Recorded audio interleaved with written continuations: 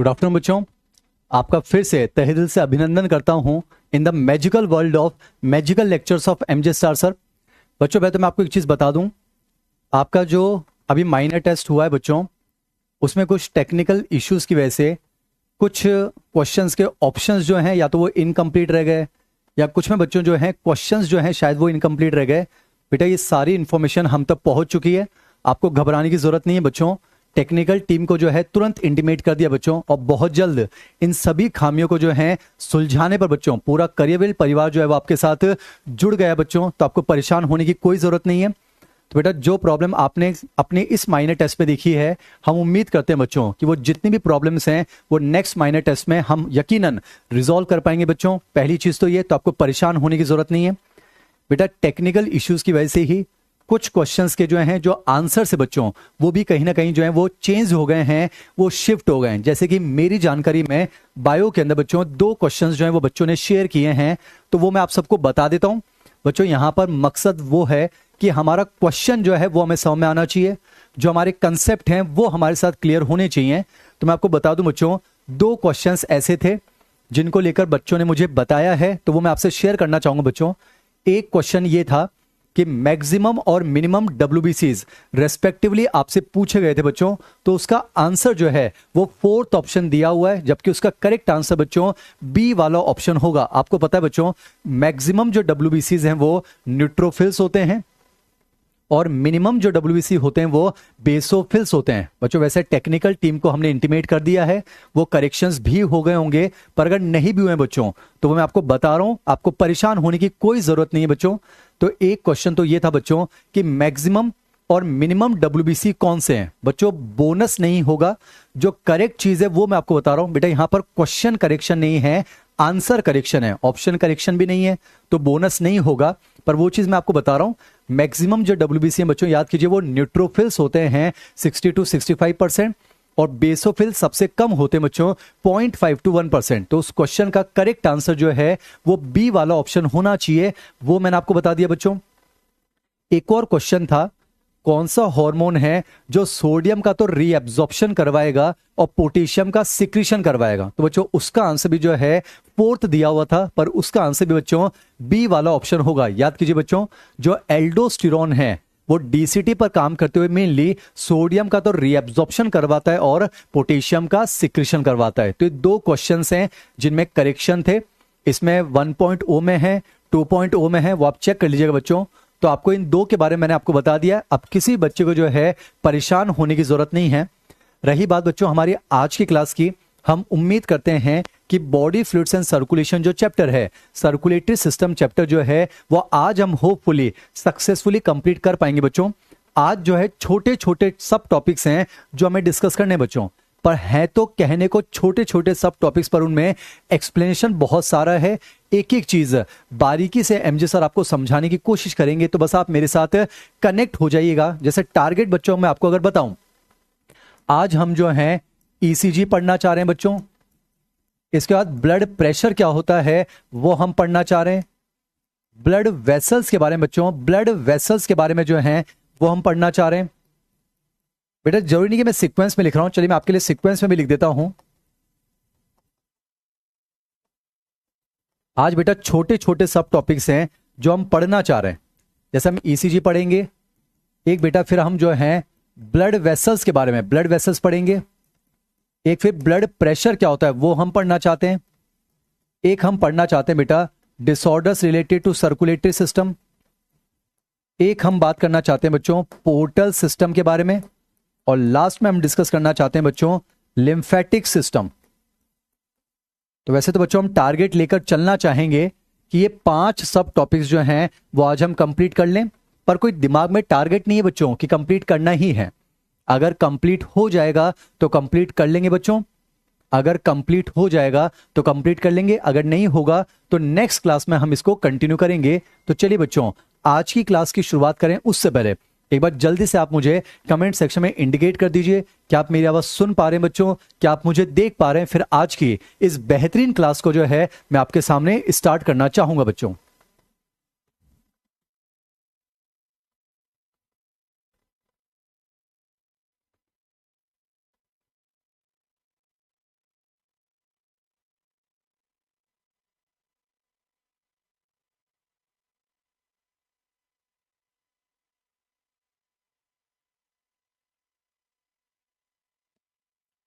बच्चों हल्का से एक बार मैं आपको रिवाइज करवाता हूँ, फिर दोहराता हूँ बच्चों। मकसद जो है वो माँ तक जाना है, वो तभी होगा बच्चों जब टॉपिक्स आपको क्लास में समझ में आने लग जाएंगे, क्लास में आपको याद हो जाएंगे, बहुत इत्मीनान से हम पढ़ेंगे बच्चों। अब कमेंट सेक्शन से आप दूर हो जाइए, आपकी जितनी भी क्वेरीज है बच्चों उसको आपके एमजे सर आपके साथ हैं, तो जरूर वो जो सारी क्वेरीज हम रिजॉल्व करेंगे। पर पहले बच्चों हम आज की क्लास को जो है शुरू करते हैं। आइए शुरुआत करते हैं, सुने हल्का सा एक बार मैं आपको जो रिवाइज करवाता हूँ। बीच में 1-2 दिन का गैप आ गया है तो रिवाइज कर लेते हैं चेहरे पर मुस्कुराहट के साथ। बच्चों हमने एक चैप्टर की शुरुआत की थी जिसका नाम है बॉडी फ्लूइड्स एंड सर्कुलेशन। देखिए मकसद है आपको क्लास में याद हो जाए, तो इत्मीनान से पढ़ते हैं बच्चों। हमने शुरुआत की थी body fluids and circulation, also known as circulatory system. Circulatory system दो टाइप का, ओपन सर्कुलेशन, क्लोज सर्कुलेशन। हम पढ़ रहे हैं बच्चों क्लोज सर्कुलेशन। अगर आप ब्लड की बात करें तो ब्लड सर्कुलेटरी सिस्टम, लिम्फ की बात करेंगे बच्चों वो है लिम्फेटिक सिस्टम। फिलहाल हम पढ़ रहे थे बच्चों ब्लड सर्कुलेटरी सिस्टम, आराम से पढ़ेंगे। याद कीजिए ब्लड सर्कुलेटरी सिस्टम में, ब्लड सर्कुलेटरी सिस्टम में 3 चीजें पढ़नी होती हैं, ब्लड, ब्लड वेसल्स और हार्ट। बच्चों ब्लड हम पूरा पढ़ चुके हैं, उम्मीद करता हूं आपको समझ में आया है। ब्लड के अंदर बेटा प्लाज्मा है और ब्लड कॉर्पसल्स हैं, संगठित पदार्थ हैं, फॉर्म्ड एलिमेंट्स हैं। ब्लड ग्रुप हमने पढ़ा था, एरिथ्रोब्लास्टोसिस फेटिलिस का कंसेप्ट हमने समझा था, और हमने ब्लड क्लॉटिंग यानी ब्लड कोगुलेशन को समझा था। बेटा क्लोज सर्कुलेटरी सिस्टम में ब्लड सर्कुलेशन और लिम्फेटिक सिस्टम है। लिम्फेटिक सिस्टम हम लास्ट में पढ़ेंगे। हमने शुरुआत की थी बच्चों ब्लड सर्कुलेटरी सिस्टम से। ब्लड सर्कुलेटरी में 3 चीजें आती हैं, ब्लड, ब्लड वेसल्स और हार्ट। बेटा ब्लड हम पूरा पढ़ चुके हैं, ब्लड वेसल्स हम आज डिस्कस करेंगे। फिर हमने शुरुआत की थी बच्चों हार्ट के बारे में। पहले इन जनरल हमने पाइसेस, एम्फीबियंस और रेप्टाइल्स के हार्ट को लेकर जो है, पाइसेस, एम्फीबियंस, रेप्टाइल्स, बर्ड्स और मैमल्स के हार्ट को लेकर हमने डिस्कशन किया था। याद कीजिए सिंगल सर्कुलेशन, किसी में इनकम्प्लीट डबल सर्कुलेशन, किसी में कंप्लीट डबल सर्कुलेशन। फिर हमने शुरुआत की थी बच्चों ह्यूमन हार्ट के बारे में, और ह्यूमन हार्ट के बारे में बेटा 7 पॉइंट जो है वो हम सक्सेसफुली पढ़ चुके हैं। बस मैं हेडिंग बोलता हूं, अगर आप सोच पा रहे हैं बच्चों तो आप इत्मीनान से सोच लीजिए। ह्यूमन हार्ट के बारे में 7 पॉइंट हम पढ़ चुके हैं बच्चों। पहला जो पॉइंट था वो क्या है बच्चों? पहला पॉइंट था heart wall and it's covering. दूसरा जो पॉइंट था बेटा वो था हमारा very very special point, vessels, walls and septa. तीसरा पॉइंट था बच्चों हमारा मस्कुलेचर ऑफ द हार्ट, मेहनत से पढ़ेंगे बच्चों। चौथा पॉइंट था हमारा, याद कीजिए आप, blood supply of the heart, coronary circulation. पांचवा पॉइंट था बच्चों हमारा conducting system of a myogenic heart. छठा पॉइंट था heart beat and regulation of heart beat या रेगुलेशन ऑफ कार्डियक एक्टिविटी। और सातवां पॉइंट जो हमने डिस्कस किया था बच्चों पिछली क्लास में, बेहद important, that is cardiac cycle. मैं उम्मीद करता हूं बच्चों कार्डियक साइकिल आपको समझ में आया होगा। बच्चों कार्डियक साइकिल के अंदर हम डीपोलराइजेशन और रीपोलराइजेशन जैसे शब्दों की बात कर सकते हैं बच्चों। वैसे हमने उसकी जगह 2 शब्द यूज किए थे, सिस्टोल का मतलब कॉन्ट्रैक्शन और डायस्टोल का मतलब रिलैक्सेशन। मैं आपको थोड़ा समय देना चाह रहा हूं बच्चों। कार्डियक साइकिल का जो हमने सर्कुलर रिप्रेजेंटेशन बनाया था, एक बार आप उसके बारे में सोचिए बच्चों। एट्रिया में सिस्टोल होता है, उसके 0.1 सेकंड के बाद वेंटिकल में सिस्टोल होता है। वेंटिकल में सिस्टोल 0.3 सेकंड चलता है, और रिमेनिंग जो 0.4 सेकंड होते हैं बच्चों वो जॉइंट डायस्टोल होते हैं। थोड़ा सोचने की कोशिश कीजिए बच्चों कि लब कब आता है, डब कब आता है, थोड़ा सोचिए बच्चों। This is the best your MJ sir can do for you बच्चों। बहुत ईमानदारी से पढ़ रहे हैं, सफिशिएंट टाइम आपको दे रहे हैं, इत्मीनान से पढ़िए। ब्लड हम पढ़ चुके हैं, ब्लड वेसल्स हम आगे डिस्कस करेंगे। हम बात करते हैं बच्चों हार्ट के बारे में, और हार्ट के बारे में 7 पॉइंट हम पढ़ चुके हैं बच्चों। तो हार्ट के बारे में एक लास्ट पॉइंट अब मैं आपके सामने रख रहा हूं बच्चों, वो है ईसीजी। बेटा ईसीजी सिर्फ और सिर्फ एनसीईआरटी में जितना लिखा हुआ है उतना हम पढ़ना चाह रहे हैं। तो देखिए बेटा आज हमें ये छोटे छोटे 6 पॉइंट्स पढ़ने हैं। अगर हम पढ़ पाएंगे तो चैप्टर कंप्लीट हो जाएगा। अगली क्लास में फिर हम इवोल्यूशन शुरू करना चाहेंगे बच्चों, जो one of the favourite topics है आपके एमजे सर का, आपके लिए भी आसान बना देंगे। पर आज बेटा पहले हम इन 6 पॉइंट्स को पढ़ने की कोशिश करते हैं, तो आप ध्यान से सुनिएगा, कमेंट सेक्शन से दूर हो जाइए बच्चों। अब हम शुरुआत करते हैं ईसीजी के बारे में। सुनिए पहले तो बच्चों, अगर ईसीजी शब्द अगर आ जाता है और आपसे पूछा जाए कि उसकी फुल फॉर्म क्या है, तो आंसर जाना चाहिए बच्चों इलेक्ट्रोकार्डियोग्राम। ये मैं इसलिए बता रहा हूं बच्चों, चाहे हिंदी की एनसीईआरटी जो आपके पास है हार्ड कॉपी, चाहे इंग्लिश की एनसीईआरटी आपके पास है बच्चों, उसके अंदर हेडिंग लिखा हुआ है इलेक्ट्रोकार्डियोग्राफ और ब्रैकेट में लिखा हुआ है ईसीजी, जो कि गलत है बच्चों। बेटा इस चीज को समझिए। बेटा आपकी एनसीईआरटी जो आपके पास है ना बच्चों हार्ड कॉपी, उसमें लिखा हुआ है इलेक्ट्रोकार्डियोग्राफ और फिर ब्रैकेट में लिखा हुआ है ईसीजी, जो कि सरासर गलत है बच्चों। जो लेटेस्ट एनसीईआरटी है बच्चों, यानी ऑनलाइन की दुनिया में जो लेटेस्ट एनसीईआरटी है ना बच्चों, उसमें करेक्शन हो चुका है। तो अगर आपसे ईसीजी की फुल फॉर्म पूछा जाए तो आप क्या कहोगे? इलेक्ट्रोकार्डियोग्राम। ये ध्यान रखिएगा बेटा, भले से एनसीईआरटी में बेटा हेडिंग में लिखा हुआ है इलेक्ट्रोकार्डियोग्राफ, ब्रैकेट में लिखा हुआ है ईसीजी, जो गलत है बच्चों। तो पहली बात तो अगर आपसे ईसीजी की फुल फॉर्म पूछी जाए तो आप क्या कहोगे बच्चों? इलेक्ट्रोकार्डियोग्राम। इलेक्ट्रोकार्डियोग्राम, ये जो आपके सामने ग्राफ बना हुआ है बच्चों, ये ईसीजी है। ये जो आपके सामने ग्राफ बना हुआ बच्चों, ये ईसीजी है, ये इलेक्ट्रोकार्डियोग्राम है। और इस ग्राफ को रिकॉर्ड करने के लिए जो यंत्र यूज होता है बच्चों, जो इंस्ट्रूमेंट यूज होता है, उसे इलेक्ट्रोकार्डियोग्राफ कहते हैं। तो ये दो शब्द आपको क्लियर होने चाहिए बच्चों। देखिए बेटा, ये जो आपके सामने ग्राफ बना हुआ है, ये इलेक्ट्रोकार्डियोग्राफ नहीं है बच्चों। जो ग्राफ है वो तो ग्राम है मेरे बच्चों, जो ग्राफ है वो तो ग्राम है। पर इस ग्राफ को रिकॉर्ड करने के लिए जो इंस्ट्रूमेंट यूज होता है, उस इंस्ट्रूमेंट को कहा जाता है बेटा इलेक्ट्रोकार्डियोग्राफ। ये मैंने आपके लिए लिख दिया बच्चों। तो पहले बात तो ये 100 में आना चाहिए बच्चों कि इलेक्ट्रोकार्डियोग्राफ जो है वो इंस्ट्रूमेंट है बच्चों। इंस्ट्रूमेंट का नाम है इलेक्ट्रोकार्डियोग्राफ, और इलेक्ट्रोकार्डियोग्राफ इंस्ट्रूमेंट जो आपको ग्राफ बनाकर देगा, उस ग्राफ का नाम है बेटा इलेक्ट्रोकार्डियोग्राम। ऐसा कुछ। पहले मैं आपके सामने एनसीईआरटी ने उस पैराग्राफ में क्या लिखा है एक बार मैं आपको सुनाता हूं बच्चों। एनसीईआरटी का एक एक शब्द हमारी जबान से निकलेगा। एनसीईआरटी क्या कहती है? आपने देखा होगा हॉस्पिटल के टेलीविजन स्क्रीन के इस चित्र से जो है आप वाकिफ होंगे बच्चों। ये जो भी मैं आपके सामने बोल रहा हूं बच्चों, ये एनसीईआरटी में लिखा हुआ है, ध्यान से सुनिए। हॉस्पिटल टेलीविजन स्क्रीन के इस चित्र से आप चिर परिचित होंगे। आपने देखा होगा कि एक पेशेंट को एक मॉनिटरिंग मशीन के साथ कुछ वायर्स की मदद से, कुछ इलेक्ट्रोड्स की मदद से जोड़ा जाता है, और कंप्यूटर स्क्रीन पर ऐसा एक चित्र जो है वो चलता रहता है। वहां बेटा मशीन जो है वो आवाज भी करती है, पिप पिप पिप पी। बेटा एस्ट्रीज एनसीईआरटी पढ़ा रहे हैं मुझे सर। और जैसे ही पी साउंड आता है इलोंगेटेड, इसका मतलब वो इंसान कार्डियक अरेस्ट में जा चुका है। इसका क्या मतलब है अभी हम डिस्कस करेंगे बच्चों। अब एक चीज समझिए बच्चों, ईसीजी जो है ये दो टाइप की होती हैं। एक होता है स्टैंडर्ड ईसीजी और एक होता है बेटा डिटेल्ड ईसीजी। एनसीईआरटी कहती है अगर आप सिर्फ स्टैंडर्ड ईसीजी बनाना चाहते हैं तो उस पेशेंट को मॉनिटरिंग मशीन के साथ 3 इलेक्ट्रोड्स की मदद से जोड़ा जाता है। सिर्फ एनसीईआरटी पढ़ रहे हैं बच्चों। एनसीईआरटी कहती है अगर आपको सिर्फ स्टैंडर्ड ईसीजी चाहिए ना बच्चों, तो उस पेशेंट को मॉनिटरिंग मशीन के साथ 3 इलेक्ट्रोड्स की मदद से, 3 लीड्स की मदद से जोड़ा जाता है, जिसमें 2 लीड्स तो बच्चों दोनों रिस्ट पर यानी कलाई पर, और एक जो है बच्चों वो लेफ्ट एंकल में यानी कि लेफ्ट एडी पर जोड़ी जाती है। ऐसा कुछ एस्ट्रीज एनसीईआरटी पढ़ के सुना रहा हूं बच्चों। एक स्टैंडर्ड ईसीजी अगर आपको चाहिए तो उस पेशेंट को मॉनिटरिंग सिस्टम के साथ जो है बच्चों 3 इलेक्ट्रोड्स की मदद से जोड़ा जाता है, 2 तो दोनों रिस्ट पर और एक लेफ्ट एंकल पर।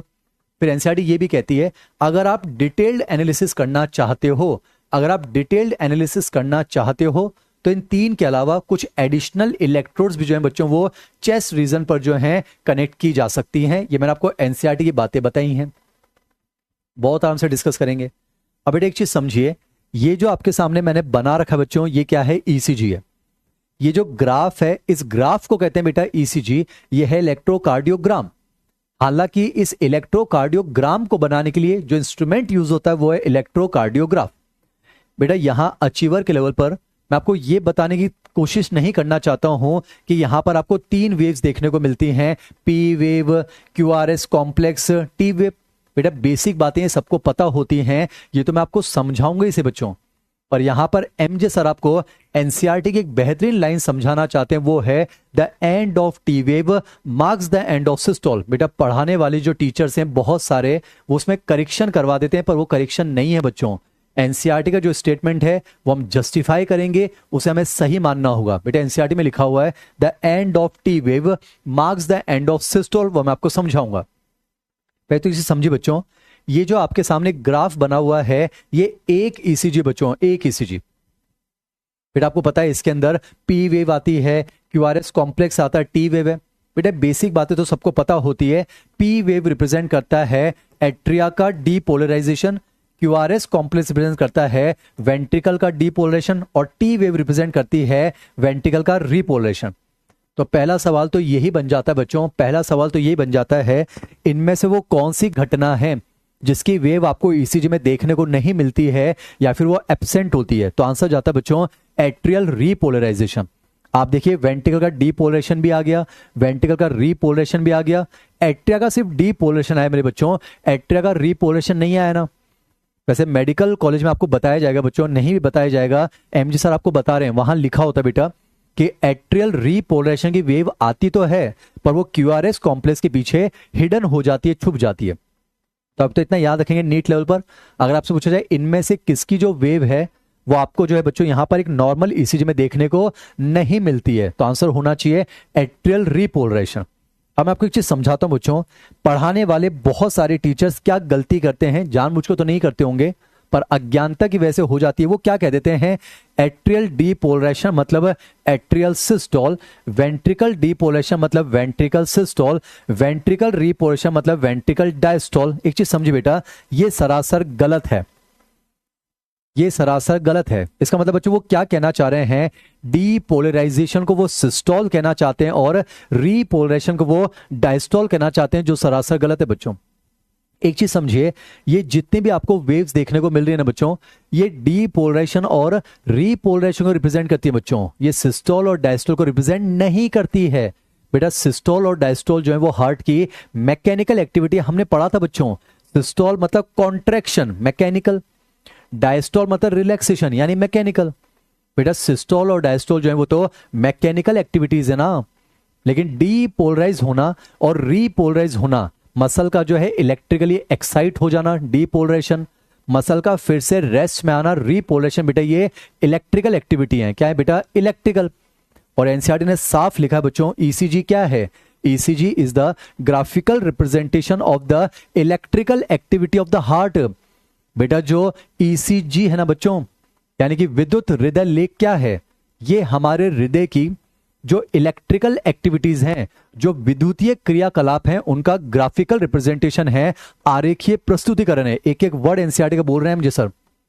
बेटा समझिए, जो ईसीजी में आपको ये तरंगे दिखती है ना बच्चों, ये हमारे हार्ट की इलेक्ट्रिकल एक्टिविटी का ग्राफिकल रिप्रेजेंटेशन है बच्चों, ये मैकेनिकल एक्टिविटी का रिप्रेजेंटेशन पहली बात तो है ही नहीं। बेटा सिस्टोल और डायस्टोल जो है वो तो मैकेनिकल एक्टिविटी ना बच्चों, डीपोलराइज होना मतलब इलेक्ट्रिकली एक्साइट होना, रीपोलराइज होना मतलब इलेक्ट्रिकली फिर से रेस्टिंग स्टेट में आना। तो समझिए बेटा, ये मैकेनिकल एक्टिविटी का ग्राफिकल रिप्रेजेंटेशन नहीं है बच्चों, ये जो है इलेक्ट्रिकल एक्टिविटी का है। तो एनसीईआरटी अगर आपके पास है उसमें लिखा हो बच्चों, electrocardiogram is the graphical representation of the electrical activity of the heart, ये ध्यान रखेंगे। या बेटा समझिए, ये एट्रिया के डीपोलराइजेशन को रिप्रेजेंट करता है, ना कि एट्रिया के सिस्टोल को। बेटा ये वेंट्रिकल के डीपोलराइजेशन को रिप्रेजेंट करता है, ना कि वेंट्रिकल के सिस्टोल को। बेटा ये वेंट्रिकल के रीपोलराइजेशन को रिप्रेजेंट करता है, ना कि वेंट्रिकल के डायस्टोल को। अरे समझिए, पढ़ाने वाले क्या कह रहे हैं, डीपोलराइजेशन मतलब सिस्टोल और रीपोलराइजेशन मतलब डायस्टोल। ऐसा नहीं होता बच्चों, मैं आपको समझाना चाहूंगा। पहले मसल डीपोलराइज होती है, उसकी वजह से उसके अंदर सिस्टोल होता है बच्चों।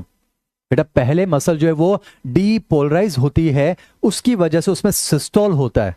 मसल पहले रीपोलराइज होती है, उसकी वजह से उसमें डायस्टोल होता है। यानी कहने का मतलब ये है बेटा, depolarisation is followed by systole, यानी डीपोलराइजेशन होगा उसकी वजह से सिस्टोल होगा, रीपोलराइजेशन होगा उसकी वजह से डायस्टोल होगा। जैसे समझिए बेटा, किसी पंखे में करंट जाएगी, उसके बाद पंखा घूमेगा ना बच्चों, तो करंट चली गई यानी पंखा डीपोलराइज हो चुका है, इलेक्ट्रिकली एक्साइट हो चुका है, उसकी वजह से वो घूमेगा यानी मैकेनिकल एक्टिविटी शो करेगा। बेटा एनसीईआरटी की एक लाइन जस्टिफाई करनी है एमजे सर को, उसके लिए पूरी मेहनत चल रही है। तो ध्यान रखिएगा बेटा, पहले मसल डीपोलराइज होती है, उसकी वजह से सिस्टोल होती है। पहले मसल रीपोलराइज होती है, उसकी वजह से डायस्टोल होती है, ये समझेगा बच्चों। तो याद रखिएगा, डीपोलराइजेशन और सिस्टोल एक चीज नहीं है, रीपोलराइजेशन डायस्टोल एक चीज नहीं है। मैं आपको समझा रहा हूं बच्चों, पहले मसल डीपोलराइज होगी, उसकी वजह से उसमें सिस्टोल शुरू होगा। पहले मसल रीपोलराइज होगी, उसकी वजह से बेटा उसके अंदर उसके अंदर जो है रिलैक्सेशन यानी कि डायस्टोल शुरू होगा। अब मैं आपको समझाता हूं बेटा, समझिए, ये जो पी वेव है बेटा, यहां से शुरू होती है और यहां खत्म होती है। मैंने आपसे क्या कहा बच्चों, जो पी वेव है बेटा पी वेव क्या है? पी वेव जो है वो एट्रिया का डीपोलराइजेशन प्रेजेंट करती है बेटा, एट्रिया का सिस्टोल नहीं, वो तो समझा रहा हूं बच्चों। जो पी वेव है ना मेरे बच्चों, वो एट्रिया का डीपोलराइजेशन है। अब समझिए, यहां एट्रिया का डीपोलराइजेशन शुरू हुआ है और डीपोलराइजेशन यहां खत्म हुआ है। बेटा डीपोलराइजेशन की वजह से सिस्टोल शुरू होता है, तो समझिए जब डीपोलराइजेशन यहां शुरू होगा तो सिस्टोल थोड़ा लेट शुरू होता है बेटा। पहले तो एक चीज समझिए, यहां पोटेंशियल लिया है, यहां पर हमने टाइम लिया है। तो आप ध्यान से देखिए बेटा ग्राफ में, अगर जो है डीपोलराइजेशन यहां शुरू हुआ है तो सिस्टोल जो है बेटा वो थोड़ी देर बाद शुरू हुआ है ना, जब इतना टाइम बीतेगा। बेटा मैं आपको समझाने की कोशिश कर रहा हूं, ध्यान से देखिए। पहले मसल यहां डीपोलराइज होना शुरू होगी तो सिस्टोल थोड़ी देर बाद शुरू होता है बेटा इस पॉइंट पर। अब एनसीईआरटी के पॉइंट को समझिए बच्चों, यहां पर देखिए डीपोलराइजेशन शुरू हुआ, यहां डीपोलराइजेशन खत्म हुआ, तो डीपोलराइजेशन की वजह से बेटा सिस्टोल होगा ना। तो जब डीपोलराइजेशन यहां शुरू हुआ, सिस्टोल थोड़ा लेट शुरू होगा। सिर्फ एनसीईआरटी लेवल की बात कर रहे हैं बच्चों। और देखिए जब सिस्टोल लेट शुरू हुआ है तो खत्म भी तो लेट होगा। तो सिस्टोल शुरू यहां होता है तो सिस्टोल खत्म होता है यहां कहीं जाकर। बेटा जहां से क्यू शुरू हो रहा है वहां तो एट्रिया का सिस्टोल खत्म हुआ है ना। उम्मीद करता हूं समझ में आ रहा है। अब एक चीज समझिए बच्चों, ये जो क्यू पॉइंट है, यहां वेंट्रिकल का डीपोलराइजेशन शुरू हुआ और वेंट्रिकल का डीपोलराइजेशन यहां खत्म हुआ। अब सोचिए, एनसीईआरटी के हिसाब से जस्टिफाई कर रहा हूं बच्चों। अब देखिए, जब यहां वेंट्रिकल का डीपोलराइजेशन शुरू हुआ तो वेंट्रिकल में सिस्टोल थोड़ी देर बाद शुरू होता है बेटा। सिस्टोल यहां कहीं शुरू होता है। अब देखिए डीपोलराइजेशन यहां शुरू हुआ, यहां खत्म हो गया, तो सिस्टोल जब लेट शुरू हुआ है मेरे बच्चों तो खत्म भी तो लेट होगा। तो सिर्फ एनसीईआरटी जस्टिफाई कर रहा हूं, मेडिकल कॉलेज में थोड़ा डिफरेंट है। तो देखिए जब सिस्टोल लेट शुरू हुआ वेंट्रिकल का, तो सिस्टोल खत्म भी तो लेट होगा। तो वेंट्रिकल का सिस्टोल यहां शुरू होता है, वो खत्म कब होता है? जब टी वेव खत्म होती है बेटा। तो एनसीईआरटी का पॉइंट क्या है? The end of T wave marks the end of systole. बिल्कुल सही स्टेटमेंट है बच्चों। एक बच्चा लिख रहा है अभी तक हम गलत पढ़ते आए हैं, बच्चों उसको रेक्टिफाई कीजिए, मैं आपको समझा रहा हूं। तो एनसीईआरटी की लाइन गलत थोड़ी ना बच्चों। एनसीईआरटी क्या कहती है? The end of T wave marks the end of systole. बिल्कुल सही है बच्चों। देखिए यहां पर पता है पढ़ाने वाले क्या पढ़ा देंगे कि टी वेव रिप्रेजेंट करती है बेटा वेंट्रिकल का रिपोलराइजेशन, मतलब वेंट्रिकल का डायस्टोल। तो बेटा टी वेव खत्म हुई है, इसका मतलब वेंट्रिकल का डायस्टोल खत्म हुआ है। तो बेटा करेक्शन कर लो, the end of T wave marks the end of diastole नहीं करना है बच्चों। एनसीईआरटी बिल्कुल सही लिखा हुआ है ना। आप समझिए यहां पर बेटा, अरे रिपोलराइजेशन डायस्टोल एक चीज नहीं है। यहां बेटा वेंट्रिकल में डीपोलराइजेशन शुरू हुआ है तो डीपोलराइजेशन यहां खत्म हुआ है। और जब डीपोलराइजेशन यहां शुरू हुआ तो सिस्टोल थोड़ा लेट शुरू होता है बच्चों। पहले मसल डीपोलराइज होती है, उसकी वजह से सिस्टोल।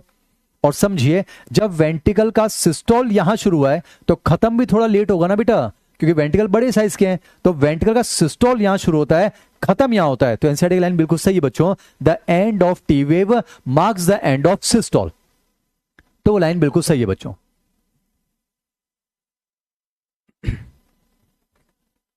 और मैं आपको एक चीज समझा दूं बच्चों, ये जो आपके सामने बना हुआ है ये एक ईसीजी बच्चों। और एक ईसीजी क्या रिप्रेजेंट करता है? ये एक कार्डियक साइकिल का ग्राफिकल रिप्रेजेंटेशन है बच्चों। यहां अगर मैं टाइम बताऊं तो यहां से लेकर यहां तक मेरे बच्चों 0.8 सेकंड का ड्यूरेशन होता है। तो समझिए यहां से लेकर यहां तक बेटा, ये हमारी जो है एक हार्ट बीट कह दो, एक कार्डियक साइकिल कह दो, उसका जो ग्राफिकल रिप्रेजेंटेशन है वो होता है बेटा ईसीजी। उम्मीद करता हूं ये समझ में आ रहा है। अब आप देखिए बेटा, एक ईसीजी मतलब एक हार्ट बीट यानी एक कार्डियक साइकिल, और एक ईसीजी में एक पी वेव होगा, एक क्यूआरएस कॉम्प्लेक्स होगा, एक टी वेव होगा बच्चों। पर देखिए इसमें से पी वेव और टी वेव की तुलना में अगर देखा जाए तो क्यूआरएस कॉम्प्लेक्स की साइज बड़ी होती है बच्चों। तो किसी भी ईसीजी के अंदर बेटा वो जो पेपर आता है उसके अंदर क्यूआरएस कॉम्प्लेक्स बहुत इजीली आप काउंट कर सकते हो बेटा। एक ईसीजी के अंदर एक कार्डियक साइकिल में एक हार्ट बीट में एक ही तो क्यूआरएस होगा। वैसे हालांकि वो भी एक ही होंगे, पर क्यूआरएस कॉम्प्लेक्स को ऑब्जर्व करना आसान है। तभी तो एनसीईआरटी कहती है by counting the number of QRS complex one can easily determine the rate of heart beat of an individual. तो एनसीईआरटी कहते हैं बेटा एक गिवन टाइम पीरियड में क्यूआरएस कॉम्प्लेक्स के नंबर को काउंट करके आप किसी इंसान की हार्ट बीट रेट को कैलकुलेट कर सकते हो। उम्मीद करता हूं समझ में आ रहा है। इस बेटा उस लाइन के लिए अगर मैं आपको यहां पर एक क्वेश्चन पूछूं, अगर मैं आपसे एक क्वेश्चन पूछता हूं, आप मुझे बताइएगा। मान लेते हैं कोई अंकल जी आपके पास आए, कोई अंकल जी, वो आपसे ये कहते हैं कि बेटा ये जो है मैं मशीन से 1 मिनट तक जुड़ा रहा, मान लेते हैं कोई अंकल जी आपसे कहते हैं, वो आपसे कहते हैं कि मान लेते हैं डॉक्टर साहब मैं 1 मिनट तक उस मशीन से जुड़ा रहा और उन्होंने मेरा 1 मिनट का ईसीजी निकाल कर मुझे दे दिया। यानी इसका मतलब ये है यहां से लेकर यहां तक, ये जो आपके सामने ग्राफ अब वो अंकल जी आपको दे रहे हैं, ये ईसीजी कितनी देर का है बच्चों? 1 मिनट का है। और मान लेते बेटा वो ग्राफ कुछ इस तरह से आता है, वो ग्राफ आता है कुछ इस तरह से। देखा होगा बेटा ओरिजिनल ग्राफ कुछ इस तरह से आपको देखने को मिलता है।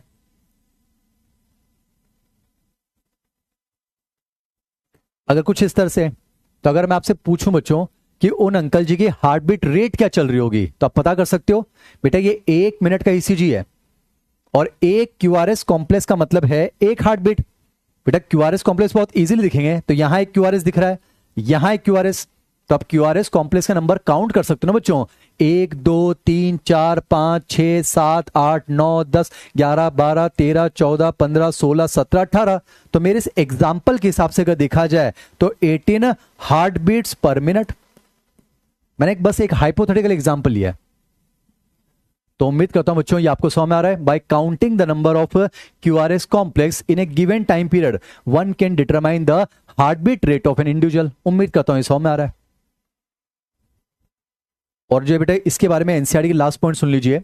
मान लेते हैं हमने 100 लोगों का हमने ईसीजी निकाला बच्चों, तो जाहिर सी बात है सबका जो ईसीजी है वो आपको ऑन एन एवरेज ऐसा ही मिलेगा बच्चों। पी वेव ऊपर मिलेगी, क्यूआरएस कॉम्प्लेक्स ऐसा मिलेगा, टी वेव ऐसे मिलेगी। तो हमने 100 लोगों का ईसीजी किया, तो उनको बेटा हमने जो एक स्टैंडर्ड ईसीजी मान लिया कि वो एक रेफरेंस है। अब मान लेते बेटा कोई 101 नंबर वाला पेशेंट आया, हमने उसकी ईसीजी किया और हमने देखा कि स्टैंडर्ड ईसीजी कोई डिविएशन आ गया। मान लेते कोई डिविएशन आ गया, मान लेते उसमें पी वेव उल्टा हो जाए या टी वेव फ्लैट हो जाए, तो 100 लोग बीमार हैं या वो 101 वाला? 101 वाला बेटा। तो एनसीईआरटी कहती है कि अगर एक स्टैंडर्ड ईसीजी से, अगर मान लेते हैं एक स्टैंडर्ड ईसीजी से अगर हमें कोई डिविएशन देखने को मिलता है, तो इसका वो आइडिया लगेगा कि कोई ना कोई हार्ट संबंधित डिसऑर्डर हो सकता है। इसलिए एनसीईआरटी कहती है ईसीजी जो है बेटा ये ग्रेट क्लिनिकल सिग्निफिकेंस की जो है एक चीज होती है। तो उम्मीद करता हूं आपको ईसीजी समझ में आया बच्चों। तो आज का पहला टॉपिक हमने पढ़ा ईसीजी, थोड़ा ऑब्जर्व कर लीजिए। सिर्फ एनसीईआरटी डिस्कस कर रहे हैं बच्चों। आज छोटे छोटे सब टॉपिक्स हमें डिस्कस करने हैं बच्चों। तो हमने ईसीजी को कंप्लीट किया है।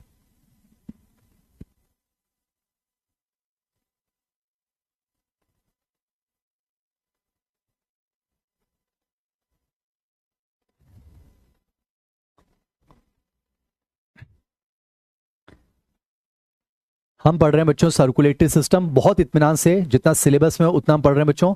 ओपन क्लोज हम पढ़ रहे हैं क्लोज। इसमें लिम्फेटिक सिस्टम, लास्ट में हम पढ़ रहे हैं blood circulatory system. Blood circulation में 3 चीजें आती है, ब्लड वेसल्स, हार्ट। ब्लड पूरा हो चुका है, हार्ट पूरा हो गया बच्चों। अब हम बात करते हैं ब्लड वेसल्स के बारे में। आइए बात करते हैं ब्लड वेसल्स। अगला हम डिस्कस कर रहे हैं बच्चों ब्लड वेसल्स। पहली बात तो नाम से पता चल रहा है बच्चों, कोई भी ऐसी वेसल का मतलब क्या है? क्लोज पाइपलाइन है बच्चों। आज बेसिक लेक्चर है, छोटे छोटे पॉइंट्स हैं, बहुत इजीली कंप्लीट होगा बच्चों। बेटा वेसल का मतलब है कोई भी क्लोज पाइप, तो कोई भी ऐसी वेसल जिसमें ब्लड फ्लो करता है उसे हम कहते हैं बेटा ब्लड वेसल। वैसा तो आपको बच्चा है बच्चों, ब्लड वेसल जो है वो 5 टाइप की होंगी, arteries, arteriole, capillaries, venule and when. और अकॉर्डिंग टू एनसीईआरटी बच्चों, एनसीईआरटी आर्टेरियोल और वेन्यूल का जिक्र नहीं करती बच्चों। तो मैं भी आपको सिर्फ अकॉर्डिंग टू एनसीईआरटी यहां डिस्कस करना चाहूंगा। बेटा व्हाट इज ब्लड वेसल? कोई भी ऐसी वेसल जिसमें ब्लड फ्लो करता है उसे कहा जाता है बेटा blood vessel. And according to NCERT हम 3 टाइप की ब्लड वेसल्स की बात करेंगे, आर्टरीज, कैपिलरीज एंड वेन्स। आइए थोड़ा कंसेप्ट समझते हैं। मान लेते हैं बेटा ये कोई ऑर्गन है, ये ऑर्गन है, ऑर्गन बनेगा टिश्यू से, टिश्यू में हमें सेल देखने को मिलेंगे, टिश्यू फ्लूइड। अब समझिए बेटा इन जनरल 3 टाइप की ब्लड वेसल की बात करेंगे। कोई भी ऐसी वेसल जिसमें ब्लड फ्लो करता है उसे कहते हैं ब्लड वेसल। आराम से पढ़ेंगे बच्चों। तो देखिए किसी भी ऑर्गन में जो ब्लड लेकर घुसती है उसे कहा जाता है मेरे बच्चों आर्टरी।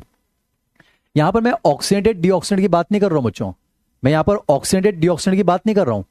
कोई भी ऐसी वेसल जो अवे फ्रॉम हार्ट ब्लड लेकर जाए या टुवर्ड्स एनी अदर ऑर्गन। बेटा A for artery, A for away. बेटा कोई भी ऐसी वेसल जो हार्ट से दूर और ऑर्गन में ब्लड ले जाती है उसे कहते हैं आर्टरी। चाहे बेटा वो पल्मोनरी आर्टरी क्यों ना हो, हार्ट से दूर ले जाती है लंग्स के अंदर, चाहे वो एओर्टा क्यों ना हो, हार्ट से दूर ले जाती है। तो आर्टरी की परिभाषा समझिए बच्चों, कोई भी ऐसी ब्लड वेसल जो अवे फ्रॉम हार्ट ले जाती है, यानी टुवर्ड्स द ऑर्गन। तो देखिए ये ऑर्गन में अगर हम इन जनरल बात करें तो किसी भी ऑर्गन में ऑक्सीडेटेड ब्लड लेकर जाती है आर्टरी। बेटा आपको पता है फिर ये आर्टरी इस तरह से डिवाइड हो जाएगी कैपिलरीज के अंदर। वैसे पहले आर्टेरियोल बनेगा फिर कैपिलरी, हम इन जनरल बात कर रहे हैं। फिर आपको पता है जितना भी एक्सचेंज होता है बेटा वो कैपिलरी से हो जाएगा। फिर यहां से डीऑक्सीजन ब्लड लेकर जो निकलेगी उसे हम कह रहे हैं मेरे बच्चों वेन, इसे हम कह रहे हैं वेन। यानी इस डायग्राम के हिसाब से तो आपको लगेगा कि आर्टरी और वेन को कौन कनेक्ट कर रही है, कैपिलरीज। पर सच्चाई तो बेटा पहले आर्टरी जाती है, फिर डिवाइड होकर बनाती है आर्टेरियोल, फिर कैपिलरी, फिर वेन्यूल और फिर वेन। पर बेटा हम यहां पर एनसीईआरटी के हिसाब से पढ़ रहे हैं। तो समझिए कोई भी ऐसी वेसल जिसमें ब्लड फ्लो करता है उसे हम कहते हैं ब्लड वेसल। बहुत इत्मीनान से बच्चों, ब्लड वेसल 3 टाइप की पढ़नी है, आर्टरीज, कैपिलरीज और वेन। अब एक बात तो समझिए बच्चों, ब्लड वेसल कोई सी भी हो, इंटरनली होलो होगी, चाहे वो आर्टरी हो अंदर से होलो है यानी ल्यूमेन जिसमें ब्लड फ्लो करेगा, चाहे वो कैपिलरी हो अंदर ल्यूमेन, चाहे वो वेन हो उसके अंदर ल्यूमेन तो होगा। पर देखिए ये जो आपको दोनों तरफ दिख रही है, ये आर्टरी की वॉल है, ये वेन की वॉल है और ये कैपिलरी की वॉल है। अब पहले बेटा हम कैपिलरी को डिस्कस कर लेते हैं जल्दी से। पहले कैपिलरी के बारे में कर रहा हूं। तो कैपिलरी के बारे में पहला पॉइंट बच्चों, कैपिलरी के बारे में आर्टरीज और वेन को जो ब्लड वेसल जोड़ती है उसे हम कहेंगे कैपिलरी। और देखना बेटा ये जो कैपिलरी की वॉल होती है ना, ये सिंगल सेल थिक होती है बेटा। यानी कैपिलरी की जो वॉल है इसकी थिकनेस जो है वो एक सेल के बराबर है। यानी कैपिलरी की वॉल में बेटा एक ही लेयर मिलती है, उसे कहा जाता है एंडोथीलियम। कैपिलरी की वॉल में एक ही लेयर है एंडोथीलियम, और वो भी बनी होती है बेटा सिंपल स्क्वेमस एपिथेलियम। साथ ही साथ बेटा ये पोरस भी होती है, समझिए ये पोरस भी होती है इस तरह से। तो अगर आपसे पूछा जाए कैपिलरी का फंक्शन क्या है, तो कहीं भी अगर आपको फिल्ट्रेशन करना है या डिफ्यूजन करना है या एक्सचेंज करना है तो वो हमेशा कहां से होता है बेटा, कैपिलरीज के थ्रू होता है। ये ध्यान रखेंगे बेटा, आर्टरी और वेन के थ्रू नहीं हो सकता क्योंकि उनकी दीवारें तो मोटी हैं। तो बेटा नीट में क्वेश्चन भी आ चुका है, the wall of capillaries is made up of, answer जो है उसका गया था ओनली एंडोथीलियम। तो एक चीज समझिए बच्चों, कोई भी ऐसी ब्लड वेसल जिसमें कोई भी ऐसी वेसल जिसमें ब्लड फ्लो करता है उसे हम कहेंगे blood vessel. According to NCERT blood vessel 3 type की हो जाएंगी, arteries, capillaries and vein. Number 1 हमने डिस्कस कर लिया बच्चों कैपिलरी। तो कैपिलरी के बारे में 2 बातें याद रखेंगे, आर्टरी और वेन को जो जोड़ती है वो कैपिलरी है, और कैपिलरी की जो वॉल है बच्चों ये सिंगल लेयर से बनी होती है, उसे हम कहते हैं एंडोथीलियम। यानी बेटा कैपिलरी की जो वॉल है उसमें एक ही लेयर होती है, एक ही लेयर है, वो भी हम कहते हैं एंडोथीलियम, सिंपल स्क्वेमस एपिथेलियम ऐसा कुछ। तो आर्टेरियोल तो हो गया बेटा। अब यहां मैं जो भी बातें करूंगा किसके बारे में करूंगा, टिपिकल ब्लड वेसल यानी आर्टरी और वेन। अब जो भी यहां डिस्कस करूंगा बच्चों सिर्फ आर्टरी और वेन के बारे में करूंगा, इसको ध्यान सुनिएगा। अब जो भी डिस्कस करूंगा बच्चों मैं आर्टरी और वेन के बारे में बात करूंगा। मान लेते हैं मेरे बच्चों ये आर्टरी है और ये वेन है, मान लेते बेटा ये आर्टरी है ये वेन है। पहली बात तो कोई सी भी हो बेटा अंदर जो है आपको ल्यूमेन देखने को मिलेगा, और दोनों तरफ क्या होगी बेटा, इस तरह से आपको वॉल देखने को मिलेगी, कुछ इस तरह से आपको जो है वॉल देखने को मिलेगी। ये डायग्राम आप कैसे दिख रहे हैं बेटा, आर्टरी है उसको कट करके आपको ऐसे दिखा है, वेन को कट करके ऐसे दिखा है। मैं फिर कह रहा हूं बच्चों हम कैपिलरी तो पढ़ चुके हैं, कैपिलरी की जो वॉल है उसमें तो एक ही लेयर है बच्चों एंडोथीलियम, वो हम पढ़ चुके हैं, सिंगल सेल ठीक है। अब जो भी बातें करूंगा आर्टरी और वेन के बारे में, पहले अब इन जनरल बातें सुनिए एनसीईआरटी की। बेटा जो टिपिकल वर्टिब्री होती है उसकी वॉल में जो है 3 लेयर है। सबसे बाहर वाली कहलाती मेरे बच्चों ट्यूनिका एक्सटर्ना, ट्यूनिका एक्सटर्ना। जो बीच वाली होती है मेरे बच्चों वो कहलाती है ट्यूनिका मीडिया, और जो सबसे अंदर वाली होती है ना बच्चों, सबसे अंदर वाली उसे हम कहते हैं ट्यूनिका इंटीमा। पूरा एनसीईआरटी चल रहा है। जैसे हार्ट की वॉल में 3 लेयर है, याद कीजिए एपिकार्डियम, मायोकार्डियम, एंडोकार्डियम। तो उसी तरह से बेटा जो ब्लड वेसल की वॉल है उसमें 3 लेयर है, सबसे बाहर वाली ट्यूनिका एक्सटर्ना, बीच वाली ट्यूनिका मीडिया, सबसे अंदर वाली ट्यूनिका इंटीमा। बेटा अगर मैं इसकी बात करूं यहां दिखाऊं तो ये ट्यूनिका एक्सटर्ना, ये ट्यूनिका मीडिया, ये ट्यूनिका इंटरना। बेटा ये वाली जो है एक्सटर्ना, ये मीडिया और ये इंटरना। इंटरना तो हम डिस्कस कर चुके हैं, इसी को कहा जाता है मेरे बच्चों एंडोथीलियम। और याद कीजिए ब्लड कैपिलरी की वॉल में सिर्फ यही लेयर है, यानी बाकी के 2 लेयर नहीं है बच्चों। इसीलिए कैपिलरी की जो वॉल है वो सबसे पतली हो जाती है। तो जो भी फिल्ट्रेशन होगा, जो डिफ्यूजन होगा, जो एक्सचेंज होगा, वो हमेशा कैपिलरी के थ्रू होता है। ये हम डिस्कस कर चुके हैं। अब यहां पर पहले बात करते हैं बच्चों, ये tunica externa, tunica media, tunica interna किसकी बनी होती है? एनसीईआरटी के पॉइंट को आइए समझने की कोशिश करते हैं। बेटा जो ट्यूनिका एक्सटर्ना है ये बनती है फाइब्रस कनेक्टिव टिश्यू की, जिसके अंदर आपको कोलेजन फाइबर्स देखने को मिलेंगे। एज इट इज एनसीईआरटी चल रही बच्चों। तो ट्यूनिका एक्सटर्ना बनती है फाइब्रस कनेक्टिव टिश्यू, तंतुमय संयोजी तक। वैसे मैं आपको बताऊं तो ये बनी होती है वाइट फाइब्रस कनेक्टिव टिश्यू। बेटा जो ट्यूनिका मीडिया है ये मेन मसल लेयर है, ये बनी होती है मेरे बच्चों स्मूथ मसल्स की, यानी इनवॉलेंट्री, और जिसके अंदर आपको क्या देखने को मिलेंगे? इलास्टिक फाइबर्स देखने को मिलेंगे। क्या देखने को मिलेंगे बच्चों? Elastic fibre. तो एनसीईआरटी का पॉइंट कंप्लीट हुआ बच्चों। Tunica externa outer most layer है, ये फाइब्रस कनेक्टिव टिश्यू से बनी है जिसमें कोलेजन फाइबर है। ट्यूनिका मीडिया बेटा बीच वाली लेयर है, ये मस्कुलर लेयर है, ये सबसे थिकेस्ट लेयर है, ये बनती है स्मूथ मसल की जिसमें इलास्टिक फाइबर है। और सबसे इनरमोस्ट बेटा ट्यूनिका इंटरना या ट्यूनिका इंटिमा या एंडोथेलियम, जो बनी होती है सिंपल स्क्वेमस एपिथेलियम की। अब यहां पे बेटा कुछ बातें हम डिस्कस करते हैं। आपके मॉडल में सब लिखा हुआ है, तो मैं बोर्ड पर वो चीजें नहीं लिखना चाहूंगा बच्चों। Differences between artery and when, ये बस आपको सुनना है बच्चों, ये आपका होमवर्क होगा। बाकी मॉडल में सब लिखा हुआ है। आइए समझते हैं पहले आर्टरी और वेन में डिफरेंस। आर्टरी की डेफिनेशन बता चुका हूं, जो अवे फ्रॉम हार्ट लेकर जाए, यानी किसी ऑर्गन में, उसे कहते हैं आर्टरी। जो किसी ऑर्गन से टुवर्ड्स द हार्ट लेकर आए उसे हम कहते हैं वेन। यह समझिए बेटा, हार्ट से किसी दूसरे ऑर्गन में जो लेकर जाए उसे तो कहा जाता है आर्टरी। जो ऑर्गन से, किसी ऑर्गन से हार्ट की तरफ लेकर आए उसे कहते हैं वेन। ये पहला डिफरेंस, ये डेफिनेशन हो गई। याद कीजिए, आर्टरीज में नॉर्मली ऑक्सीजनेटेड ब्लड होता है, एक्सेप्ट पल्मोनरी आर्टरी। बेटा इसमें एक और एक्सेप्शन आएगा, अम्बिलिकल आर्टरी, वो हम डिस्कस करेंगे। वेन में नॉर्मली डीऑक्सीजनेटेड ब्लड होता है, accept pulmonary vein, accept pulmonary vein. बेटा कुछ बेसिक डिफरेंस है जो हम डिस्कस कर रहे हैं। एक और पॉइंट बच्चों, आर्टरीज जो होती हैं वो नॉर्मली डीपली सिचुएटेड होती हैं बॉडी के अंदर। जो वेन्स होती हैं बेटा वो सुपरफिशियल हैं, ये बाहर से जो आपको दिखती हैं आसानी से बेटा ये वेन्स होती हैं। तो वेन्स को ढूंढना आसान है, इसलिए जब भी कोई ब्लड कलेक्शन करना होता है या कोई इंजेक्शन लगाना होता है तो मोस्टली जो बेटा वेन से जो है उस चीज की हम बात करेंगे। तो समझिए, आर्टरीज जो होती है वो मोस्टली जो है डीपली सिचुएटेड होती हैं, जबकि वेन्स जो होती है मेरे बच्चों वो सुपरफिशियली सिचुएटेड होती हैं, सुपरफिशियल। अब मैं आपको आर्टरी और वेन की वॉल के बारे में डिफरेंस बता रहा हूं, वो ध्यान से सुनिएगा बेटा। आप ध्यान से देखिए, आर्टरी की जो वॉल है थिक है, तो आर्टरी की जो वॉल है मेरे बच्चों वो थिक होती है। थिक क्यों होती है? क्योंकि वो मोर मस्कुलर है। एसर्शन रीजन बनना चाहिए। आर्टरी मैं बता रहा हूं, वेन आप खुद कर लेंगे। बेटा आर्टरी की वॉल देखिए थिक है, वेन की तो पतली है ना। आर्टरी की वॉल थिक है क्योंकि वो मोर मस्कुलर है। ट्यूनिका मीडिया वेल डेवलप होती है। और समझिए, याद कीजिए, ट्यूनिका मीडिया में इलास्टिक फाइबर है। अगर ट्यूनिका मीडिया वेल डेवलप है तो इलास्टिसिटी प्रेजेंट होगी ना बच्चों। तो इसलिए हम कह सकते हैं आर्टरीज की जो वॉल है वो इलास्टिक होती है बच्चों। ये जो आप शब्द यूज करते हो ना बच्चों, वैसो डायलेशन, वैसो कंस्ट्रिक्शन, ये जनरली हम किसके लिए यूज करते हैं? आर्टरीज के लिए बेटा, ऐसा कुछ।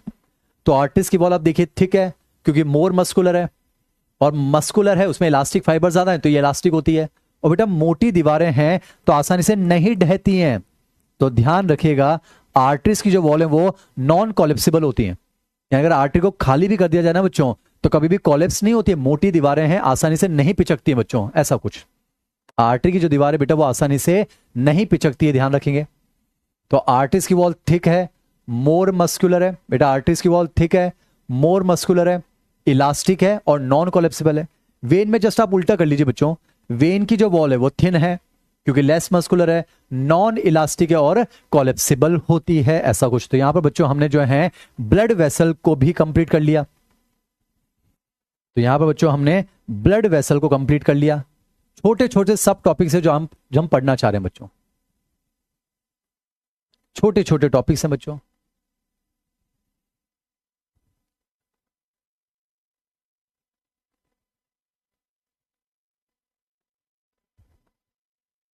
एक बच्चा जो है बार बार कमेंट लिख रहा है कि सर आप लोग जो हैं एक बड़ा इवेंट कब करेंगे। मैं फिर दोहराना चाहूंगा बच्चों कि आप जो हैं गलत जगह पर आपने एडमिशन ले लिया बेटा। आपको ये पता होना चाहिए कि सिलेक्शन के लिए क्वेश्चंस इंपॉर्टेंट होते हैं, ना कि किसी बड़े इवेंट की जानकारी। मेरे बच्चों, एग्जाम में ये सवाल थोड़ी ना आएगा किस इंस्टीट्यूट के कौन से टीचर के पास कौन सी गाड़ी है। आपने जो है और जगह अपने बड़े बड़े इवेंट्स देखे होंगे बच्चों, तो शायद आप उसी को जो है रेफरेंस बनाकर हमसे सवाल पूछ रहे हैं। मैं समझ रहा हूं इस चीज को।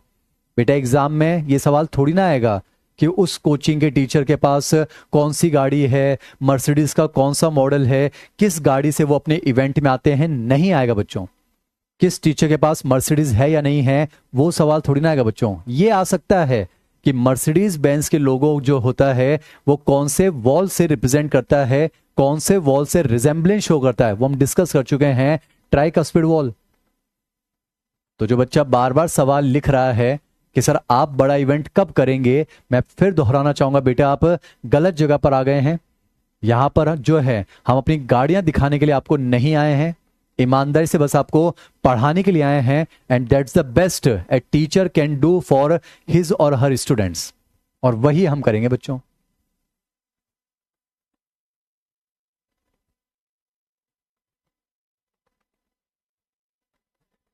चलिए बच्चों, ईसीजी हमने कंप्लीट कर लिया है, हमने ब्लड वेसल्स कंप्लीट कर लिया है। अब एक छोटा सा टॉपिक हम डिस्कस करेंगे बच्चों, ब्लड प्रेशर।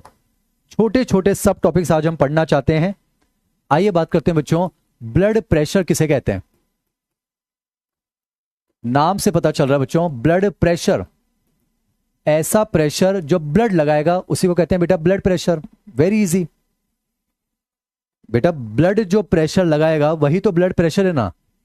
इसलिए मैं कहना चाहूंगा जब ब्लड का वॉल्यूम बढ़ेगा तो ब्लड प्रेशर भी बढ़ेगा। बच्चे यहां पर डाउट पूछ लेते हैं कि सर वॉल्यूम ऑफ प्रेशर तो इनवर्सली प्रोपोर्शनल है ना। बच्चे पूछ लेते हैं सर वॉल्यूम ऑफ प्रेशर तो इनवर्सली प्रोपोर्शनल है। बच्चों, वो वाला लॉजिक यहां पर काम नहीं आएगा। व्हाट इज ब्लड प्रेशर बेटा, व्हाट इज ब्लड प्रेशर?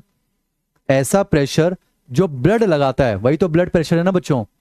तो ब्लड का वॉल्यूम जितना ज्यादा होगा मेरे बच्चों, तो ब्लड जितना ज्यादा होगा तो प्रेशर भी तो उतना ज्यादा लगाएगा ना बच्चों।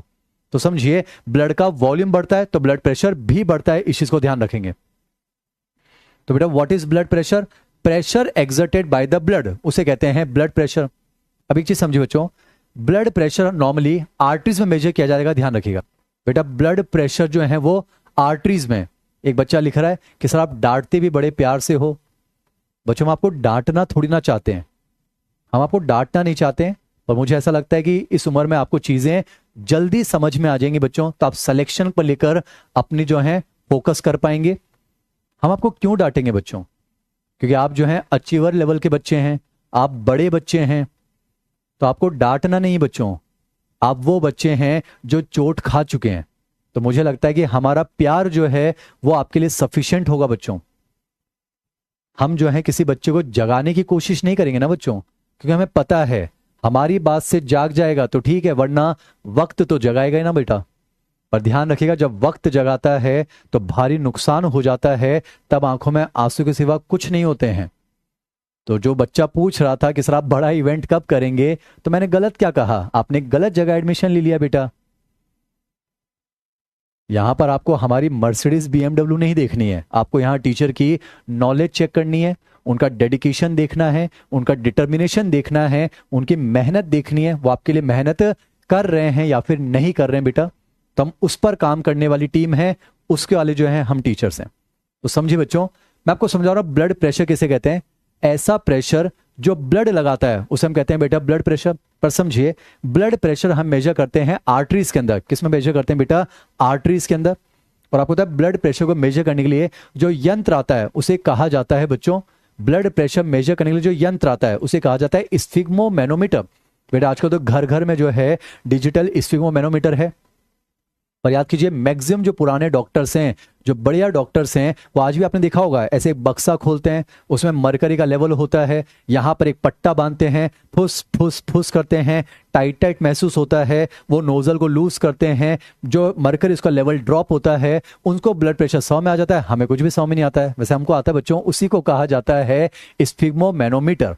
तो समझिए बेटा, ब्लड प्रेशर जो है वो आर्टरी में मेजर करेंगे, जो इंस्ट्रूमेंट होता है उसे स्फिग्मोमैनोमीटर कहा जाता है।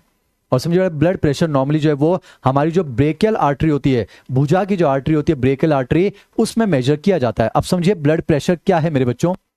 मान लेते बेटा ये आर्टरी है, ये आर्टरी है, इसका मतलब आर्टरी की जो वॉल हम पढ़ चुके हैं थिक है और इलास्टिक है। आप देखिए बेटा इसके अंदर खून बह रहा होगा और जब ब्लड फ्लो कर रहा होगा तो बिना दीवार से टकराए थोड़ा फ्लो करेगा बेटा, और जब दीवार से टकराएगा तो टकराते समय यहां पर प्रेशर तो एग्जर्ट करेगा ना बेटा, उसी को कहते हैं ब्लड प्रेशर। तो what is blood pressure, definition समझिए। What is blood pressure? The pressure exerted by the flowing blood on the elastic walls of the artery. यानी बेटा बहता हुआ खून आर्टरीज की इलास्टिक वॉल पर जो प्रेशर लगाता है उसी को कहा जाता है बच्चों ब्लड प्रेशर। That's it. यानी बहता हुआ खून जब दीवार से टकराएगा तो जो प्रेशर वो लगाता है उसी को कहा जाता है बच्चों ब्लड प्रेशर, ऐसा कुछ, उसी को कहा जाता है बच्चों ब्लड प्रेशर। अब एक चीज समझिए, ब्लड प्रेशर को दो स्टेज में मेजर किया जाता है बच्चों। एक तो जब हमारा हार्ट सिस्टोल कर रहा हो, और एक तब जब हमारा हार्ट डायस्टोल कर रहा हो। बेटा हार्ट को दो ही तो काम आते हैं, सिस्टोल और डायस्टोल। अब मैं आपको समझाता हूं, देखिए बेटा जब हार्ट सिस्टोल करेगा तो ब्लड को स्पीड से पंप करेगा ना बच्चों, और जब स्पीड से पंप करेगा, मान लेते हैं इधर हार्ट है, हार्ट ने किया सिस्टोल तो ब्लड को स्पीड से पंप करेगा, और जब स्पीड से पंप करेगा तो ब्लड स्पीड से भागेगा, दीवारों से जोर से टकराएगा, और जब जोर से टकराएगा बच्चों तो ब्लड प्रेशर क्या होगा, ज्यादा, और उसकी वैल्यू आती है मेरे बच्चों 120 mmHg। अगर आपको बेटा वैल्यू 120 मिल रही है, अगर आपको बेटा वैल्यू 120 मिल रही है तो फिगर क्या बता रहा है कि अभी अभी आपके हार्ट ने सिस्टोल किया है, इसलिए इसको कहा जाता है सिस्टोलिक ब्लड प्रेशर। आपको पता है अगले ही पल आपका हार्ट क्या करेगा बच्चों, डायस्टोल, और जब वो डायस्टोल करेगा तो ब्लड को पंप नहीं करेगा, तो ब्लड के बहने की जो रफ्तार है वो स्लो हो जाएगी, तो ब्लड दीवार से धीरे धीरे टकराएगा, और जब धीरे धीरे टकराएगा तो प्रेशर कम होगा, उसकी वैल्यू आपको मिलती है बेटा 80 mmHg। तो अगर आपको इंस्ट्रूमेंट पर 80 लिखा हुआ दिख रहा है तो वो क्या बता रहा है कि अभी अभी आपके हार्ट ने क्या किया है, डायस्टोल किया है, ऐसा कुछ। तो ध्यान रखिएगा बेटा, अगर आपका हार्ट सिस्टोल करेगा, ब्लड पंप करेगा तो प्रेशर ज्यादा लगेगा, वो है 120। और बेटा आपका हार्ट अगर डायस्टोल करेगा, ब्लड पंप नहीं करेगा तो ब्लड धीरे धीरे जाएगा तो प्रेशर भी कम लगेगा बेटा, तो उसे कहा जाएगा डायस्टोलिक ब्लड प्रेशर। यानी कि हम ब्लड प्रेशर को दो स्टेज में मेजर कर सकते हैं। जब हार्ट सिस्टोल करेगा तो आपको वैल्यू 120 मिलेगी, जब हार्ट डायस्टोल करेगा तो आपको वैल्यू 80 मिलेगी। तो बेटा जो 120 है वो सिस्टोलिक ब्लड प्रेशर है, और जो वो 80 है वो डायस्टोलिक है। तो हम कह सकते हैं नॉर्मल ह्यूमन का जो नॉर्मल ब्लड प्रेशर, बेटा नॉर्मल ब्लड प्रेशर वो कितना होता है, 120/80 होता है। बेटा ये बटे नहीं है, डिवाइड करके 3/2 नहीं करना है बच्चों। तो ध्यान रखिएगा हमारा जो नॉर्मल ब्लड प्रेशर होता है वो कितना होता है, 120/80 होता है। तो ये हमारा नॉर्मल ब्लड प्रेशर है, और इसको बेटा स्फिग्मोमैनोमीटर की मदद से मेजर किया जाता है। अब मैं आपको एक चीज वापस से बेटा ब्लड वेसल पर ले चलता हूं, इसको समझिए, याद कीजिए। आर्टरीज में आप देख रहे हैं बेटा उसकी दीवार मोटी है, कंसेप्ट समझिए। जब दीवार मोटी है तो ल्यूमेन पतला हो जाएगा, और सोचिएगा ल्यूमेन पतला होगा तो ब्लड प्रेशर क्या होगा, ज्यादा। तो बेटा आर्टरी के अंदर जो है ब्लड प्रेशर ज्यादा होता है, बेटा आर्टरी के अंदर जो है ब्लड प्रेशर ज्यादा होगा ना, यहां से असर्शन बनेंगे बेटा। देखिए आर्टरी की वॉल थिक है तो ल्यूमेन नैरो हो जाएगा, ल्यूमेन नैरो तो ब्लड प्रेशर ज्यादा, और ब्लड प्रेशर ज्यादा बेटा तो ब्लड के बहने की जो स्पीड है वो भी ज्यादा होगी। और सोचिए जब ब्लड स्पीड से भागेगा तो बैकफ्लो वैसे नहीं होगा, और जब बैकफ्लो नहीं होगा तो रोकने के लिए हमें वॉल की जरूरत नहीं पड़ेगी, ऐसा कुछ। अगर आप वेन की बात करो बेटा, ध्यान से देखो, वेन की जो वॉल है वो थिन है बेटा, मैं लिखूं यहां पर वॉल जो है वो थिन है, तो जाहिर सी बात है जो ल्यूमेन है वो वाइड होगा, और ल्यूमेन अगर वाइड होगा तो ब्लड प्रेशर कम होगा, ब्लड प्रेशर जो बेटा कम हो गया, और ब्लड प्रेशर अगर कम है तो ब्लड के बहने की जो स्पीड है वो भी कम हो जाएगी। और सोचिए जब ब्लड धीरे धीरे चलेगा तो चुपके से बैकफ्लो होने की कोशिश कर सकता है, तो उसको रोकने के लिए वेन के अंदर क्या पाए जाते हैं मेरे बच्चों, वॉल्स पाए जाते हैं, ऐसा कुछ। तो V for vein, V for walls, ये वाला पॉइंट भी मैंने क्लियर कर दिया।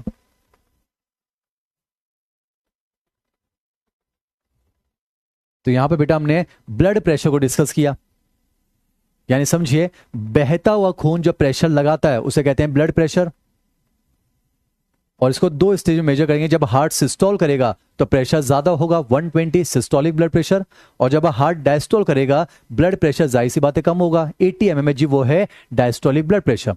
अब मैं आपको यहां पर एक कंसेप्ट समझाता हूं बच्चों।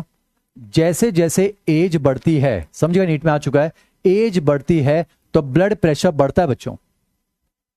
ये ध्यान सुनिए, जब एज बढ़ती है ना मेरे बच्चों तो ब्लड प्रेशर बढ़ता है। याद कीजिए, उम्र बढ़ती है तो हार्ट बीट रेट तो कम हो जाती है। यानी समझिए, जब उम्र बढ़ती है, मैंने आपको समझाया था, उम्र बढ़ती है तो हार्ट बीट रेट तो कम हो जाती है, पर ब्लड प्रेशर क्या होता है ज्यादा। अब इसका कंसेप्ट समझाता हूं बच्चों, नीट में आ चुका है, ध्यान से सुनिएगा। पहले तो बच्चों, ब्लड प्रेशर जो है वो हार्ट बीट रेट पर डिपेंड नहीं करता है, वेंट्रिकल के कॉन्ट्रेक्शन की स्ट्रेंथ पर डिपेंड करता है। समझिए बेटा, अगर मान लेते हैं दिल जो है 72 बार धड़केगा, पर अगर धीरे धीरे धड़केगा तो कम ब्लड पंप करेगा, और ब्लड ही अगर कम पंप होगा तो प्रेशर भी तो कम हो जाएगा ना। पर सोचिए, अगर मान लेते हैं दिल कम बार धड़केगा, पर जब भी धड़केगा जोरदार धड़केगा, यानी कॉन्ट्रेक्शन की स्ट्रेंथ अगर ज्यादा होगी ना बच्चों, और ज्यादा जोर से अगर धड़केगा तो ज्यादा ब्लड पंप कर देगा, स्ट्रोक वॉल्यूम बढ़ेगा, और स्ट्रोक वॉल्यूम बढ़ेगा, ब्लड ज्यादा पंप होगा, तो उस समय ब्लड प्रेशर जो है वो ज्यादा हो जाएगा। तो एक चीज समझिए, जो बूढ़ा दिल होता है ना बेटा, कम बार धड़कता है, पर जब भी धड़कता है जोरदार धड़कता है। स्टेटमेंट ध्यान से सुनिए बेटा, जो ब्लड प्रेशर होता है वो हार्ट बीट रेट पर डिपेंड नहीं करता है, वो हार्ट के कॉन्ट्रेक्शन की स्ट्रेंथ पर डिपेंड करता है। समझिए, याद कीजिए, उम्र बढ़ती है तो ऐसे नोड की एक्टिविटी कम होती है, हार्ट बीट रेट कम होती है, यानी 72 की तुलना में कम धड़कता है, पर जब भी धड़कता है जोरदार धड़कता है। और सोचिए, अगर हार्ट ज्यादा जोरदार धड़केगा, मैं नंबर की बात नहीं कर रहा हूं, स्ट्रेंथ ऑफ कॉन्ट्रेक्शन, और जब जोरदार धड़केगा तो ज्यादा ब्लड पंप कर देगा, और ज्यादा ब्लड पंप कर देगा तो ब्लड प्रेशर भी जो है बेटा ज्यादा होगा। तो समझिए, बूढ़ा दिल जो है वो कम बार धड़कता है, पर जब भी धड़कता है जोरदार धड़कता है। अब क्वेश्चन ये पूछा गया था, बूढ़ापे के अंदर जो हार्ट है वो ज्यादा फोर्स के साथ ब्लड पंप क्यों करता है। बेटा, फोर्स के साथ पंप करेगा तो ब्लड प्रेशर ज्यादा, पर आखिर बूढ़ा दिल जो है वो फोर्स के साथ पंप क्यों करता है। रीजन है क्योंकि बुढ़ापे में आर्टरीज की जो इलास्टिसिटी है बेटा वो कम हो जाती है। पूछा जा चुका है बेटा, आर्टरीज की जो इलास्टिसिटी है ना, इलास्टिसिटी ऑफ आर्टरीज, वो ओल्ड एज में जो है वो कम हो जाती है। ये उसका आंसर था। चलिए मैं आपको कंसेप्ट समझाता हूं, कंसेप्ट समझिए। मान लेते बेटा, एक जवान दिल है और ये जवान आर्टरी। जब दिल जवान है बच्चों तो आर्टरी भी तो जवान होगी ना। अब समझिए, जो जवान आर्टरी है वो जवान दिल से क्या कहती है, अरे ओ दिल भैया 72 बार धड़क लो, पर जोर से मत धड़को। अरे तुम्हें बुढ़ापे तक इंसान को लेकर जाना है, तुम्हें हर दिन धड़कना है, नॉनस्टॉप धड़कना है, तो जोरदार मत धड़को। यानी जवान जो आर्टरी है वो जवान दिल से क्या कहती है कि अरे ओ जवान दिल, तुम भले 72 बार धड़को, पर ज्यादा जोर जोर से ना धड़को, ऐसा कुछ। तो हार्ट क्या बोलेगा, अरे ओ जवान आर्टरी, अगर मैं धीरे धीरे धड़कूंगा तो ब्लड प्रेशर कम नहीं हो जाएगा। तो जवान आर्टरी कहती है तुम लोड क्यों ले रहे हो, तुम तो जो है ज्यादा बार धड़को, पर धीरे धीरे धड़को, इंटेंसिटी कम रखो, होने दो ना ब्लड प्रेशर कम। अगर ब्लड प्रेशर सही में कम हो जाएगा तो हम जवान है ना, हमारे अंदर इलास्टिसिटी है, हम कंस्ट्रिक्शन कर लेंगे, और कंस्ट्रिक्शन करके हम ब्लड प्रेशर बढ़ा देंगे ना। यानी समझे बेटा, जवानी के दिनों में जो हार्ट है उस पर ज्यादा लोड नहीं आना चाहिए। उसको बोला जाता है आप ज्यादा बार तो धड़किए, पर आप कम जोर से धड़किए। अगर ब्लड प्रेशर कम लगेगा तो आर्टरी में इलास्टिसिटी है, वो कंस्ट्रिक्ट होकर जो है ब्लड प्रेशर बढ़ा लेगी ना बेटा, ऐसा। पर सोचिए, मान लेते हैं बुढ़ापे का दिन आ गया है, तो अब मान लेते हैं बूढ़ा दिल है और बूढ़ी आर्टरी है। अभी बूढ़ी आर्टरी बूढ़े दिल से क्या कहेगी, अरे ओ बूढ़े दिल, आप जो है कम बार धड़किए, पर जब भी धड़किए जोरदार धड़किए। तो बूढ़ा दिल क्या कहेगा, कमाल करती हो आर्टरी, जवानी के दिन में तो तुम हमें ये कहा करती थी कि तुम लोड मत लो, तुम जो है धीरे धीरे धड़को, अब तुम हमसे कह रही हो कि कम बार धड़को पर जोरदार धड़को। अरे हम जोर जोर से धड़केंगे तो ब्लड प्रेशर ज्यादा नहीं हो जाएगा, अगर हम धीरे धीरे धड़केंगे ब्लड प्रेशर कम होगा तो तुम बढ़ा लेना ना। तो बूढ़ी आर्टरी क्या कहती है, अरे वो बूढ़े दिल, वो जो है जवानी की बात कुछ और थी, अब हम भी तो बूढ़े हो गए हैं, हमारे अंदर इलास्टिसिटी अब कम हो गई है। अब अगर आप भी अगर धीरे धीरे धड़कोगे तो ब्लड प्रेशर कम हो जाएगा, और चूंकि हमारी इलास्टिसिटी कम है तो अब हम कंस्ट्रिक्शन करके ब्लड प्रेशर नहीं बढ़ा पाएंगे। अब चूंकि हम कंस्ट्रिक्शन करके ब्लड प्रेशर नहीं बढ़ा पाएंगे, तो आपसे रिक्वेस्ट है बूढ़े दिल, आप कम बार धड़क लीजिएगा, पर जब भी धड़किएगा जोरदार धड़किएगा। ये मैंने आपको समझाया बच्चों, ये मैंने आपको समझाया बच्चों। तो ध्यान रखिएगा, बूढ़ा दिल कम बार धड़कता है, पर जब भी धड़कता है जोरदार धड़कता है। और जब हार्ट जोरदार धड़केगा, ज्यादा फोर्स के साथ पंप करेगा, तो ब्लड प्रेशर क्या हो जाएगा, ज्यादा हो जाएगा। और हार्ट को ज्यादा फोर्स के साथ पंप क्यों करना पड़ रहा है? Due to the reduced elasticity of the arteries, ऐसा कुछ, ये मैंने आपको समझा दिया बच्चों। तो यहां पर बेटा जी ब्लड प्रेशर वाला कंसेप्ट भी क्लियर होता है। छोटे छोटे सब टॉपिक्स हैं जो हम डिस्कस कर रहे हैं बच्चों। तो ब्लड प्रेशर वाला कंसेप्ट क्लियर हो गया।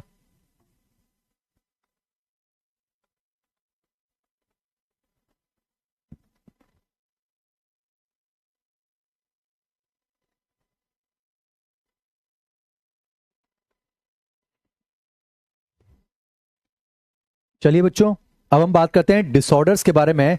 तो आइए डिसऑर्डर्स डिस्कस करते हैं। आइए बात करते हैं disorders related to circulatory system. बेटा पहला जो हम डिस्कस करें according to NCERT, that is hypertension. बेटा टेंशन का मतलब बायोलॉजी के अंदर है ब्लड प्रेशर से। तो हाइपर मतलब ज्यादा। अगर आपका ब्लड प्रेशर नॉर्मल से ज्यादा हो जाए बच्चों, तो उसको कहा जाता है हाइपरटेंशन। बहुत आराम से पढ़ रहे हैं बच्चों। अगर ब्लड प्रेशर नॉर्मल से ज्यादा हो जाए तो उसे हम कहेंगे हाइपरटेंशन। अगर नॉर्मल से कम हो जाए उसे हम कहेंगे हाइपोटेंशन। ये समझ में आना चाहिए बच्चों। तो व्हाट इज हाइपरटेंशन? अगर ब्लड प्रेशर नॉर्मल से ज्यादा हो जाए। और समझिए बेटा, सिस्टोलिक वाला 120 है, डायस्टोलिक वाला 80। अगर बढ़ेंगे तो दोनों बढ़ेंगे बेटा। अगर 120 वाला 140 हो जाए और 80 वाला 90 हो जाए तो हम कहेंगे दिस इज हाइपरटेंशन। तो बेटा एनसीईआरटी के अंदर ये भी जो है मेंशन किया गया। तो बेटा अगर पूछा जाए ब्लड प्रेशर अगर नॉर्मल से कम हो जाए दैट इज हाइपोटेंशन, अगर नॉर्मल से ज्यादा हो जाए वो है हाइपरटेंशन यानी हाई ब्लड प्रेशर। तो अकॉर्डिंग टू एनसीईआरटी ध्यान रखेंगे बेटा, व्हाट इज हाइपरटेंशन?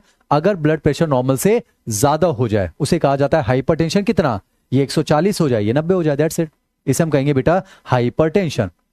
पर एक चीज समझिए, कल को मान लेते हैं बेटा 7-8 साल बीत चुके हैं, मान लेते हैं 7-8 साल बीत चुके हैं, एमजे सर जो हैं मान लेते हैं मॉर्निंग वॉक कर रहे हैं, भाग रहे हैं। मान लेते हैं आप भी जो है मेरा पीछा करते करते मेरे पीछे आ गए। उम्मीद करते हैं तब तक आप एमबीबीएस कर चुके होंगे ना बच्चों। अब मान लेते हैं भागते भागते आपने मेरे यहां पर स्फिग्मोमेनोमीटर लगा दिया, भागते भागते आपने फुसफुस कर दिया, भागते भागते आपने मेरा ब्लड प्रेशर मेजर कर लिया।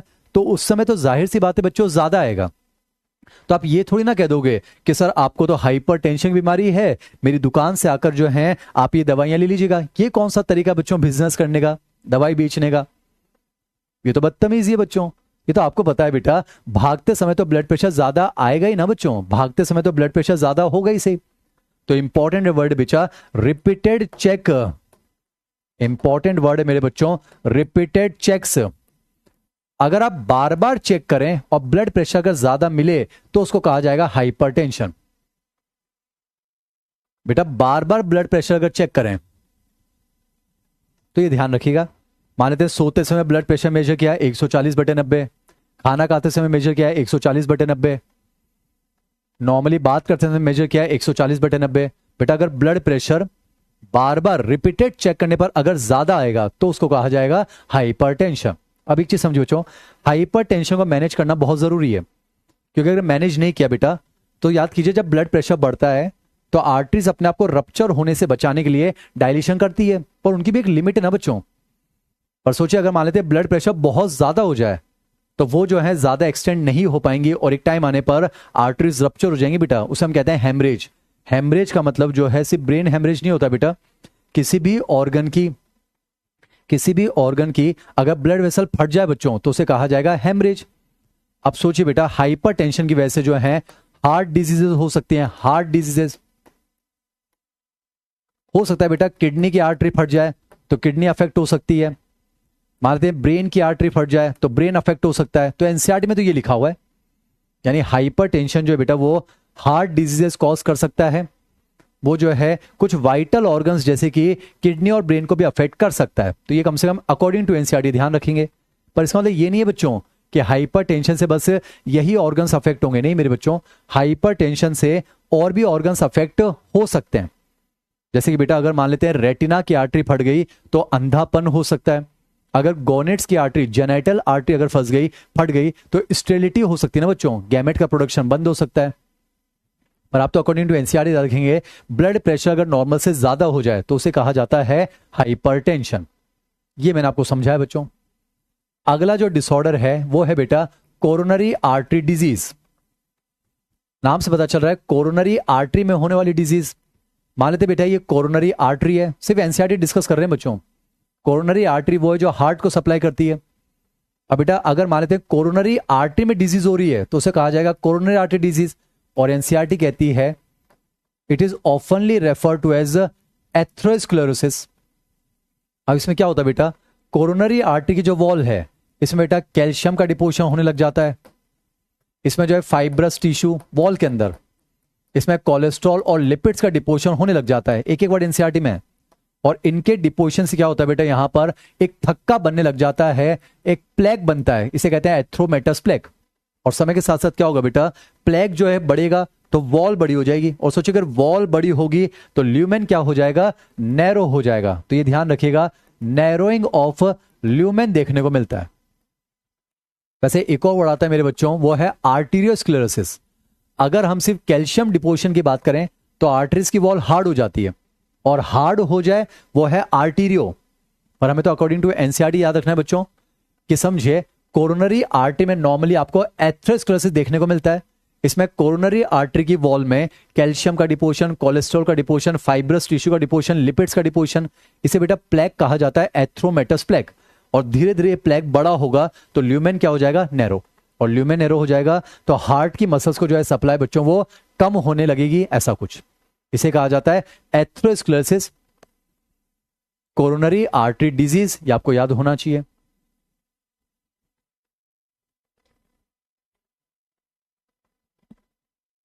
अब बेटा कुछ शब्द मैं आपको और समझाता हूं, कुछ शब्द और समझते हैं। जैसे एक होता है मेरे बच्चों वो है हार्ट फेलियर, एक होता है हार्ट अरेस्ट या फिर हम कह सकते हैं कार्डियक अरेस्ट, और एक होता है बेटो हार्ट अटैक। हार्ट अटैक, दिल का दौरा, या इसे कहा जाएगा बच्चों मायोकार्डियल इनफार्क्शन। मायोकार्डियल इनफार्क्शन, इनफ्रैक्शन नहीं, इनफार्क्शन। एंड अकॉर्डिंग टू एनसीईआरटी एक और वर्ड याद रखना है, दैट इज एंजाइना पेक्टोरिस। अब मैं आपको सारे समझाता हूं बच्चों, सिर्फ एनसीईआरटी को ध्यान से पढ़िए। बेटा हार्ट फेलियर का क्या मतलब है, हमारा हार्ट एग्जाम में फेल हो गया। बेटा फेल होने का मतलब ये थोड़ा सिर्फ 0 नंबर आए, 0 नंबर आएंगे तो भी वो फेल है। पर अगर पासिंग मार्क्स से अगर थोड़े कम आ जाएं वो भी तो फेल है। अब हमारे हार्ट का एग्जाम क्या चल रहा है, उसको ब्लड पंप करना है। इनविजिलेटर टिश्यूज हैं और टिश्यूज ने डिसाइड कर रखा है 5 लीटर भाई साहब आपके लिए पासिंग मार्क्स हैं कि आप 1 मिनट में 5 लीटर ब्लड पंप कीजिए। आप 1 मिनट में 5 लीटर ब्लड पंप कीजिए, और जब 5 लीटर ब्लड पंप करेंगे तो हम टिश्यूज की ऑक्सीजन रिक्वायरमेंट जो है वो पूरी हो पाएगी, तब कहा जाएगा कि आप पास हो गए। अब समझिए पासिंग मार्क्स अगर कम आ रहे हैं तो भी तो बेटा वो फेल है। मान लेते हैं हमारा हार्ट जो है वो ब्लड पंप तो कर रहा है, पर मान लो बेटा 5 लीटर से अगर कम पंप कर रहा है। एक चीज समझिएगा, हार्ट बीट नहीं कर रहा है वो तो कार्डियक अरेस्ट है मेरे बच्चों। एनसीईआरटी में लिखा हुआ है when the heart stops beating, वो एक अलग चीज है। बेटा अरेस्ट का मतलब है किसी को रोक देना। अगर हार्ट बीट करना बंद कर दे वो है कार्डियक अरेस्ट। पर हार्ट बीट तो कर रहा है, यानी ब्लड पंप तो कर रहा है, मार्क्स लेकर तो आ रहा है, पर उतना ब्लड पंप नहीं कर रहा जितना कि बॉडी टिश्यूज की रिक्वायरमेंट को पूरा करने के लिए चाहिए होता है। तो ध्यान से सुनिएगा बेटा, अगर पूछा जाए कार्डियक अरेस्ट का मतलब क्या है, हार्ट बीटिंग स्टॉप्स।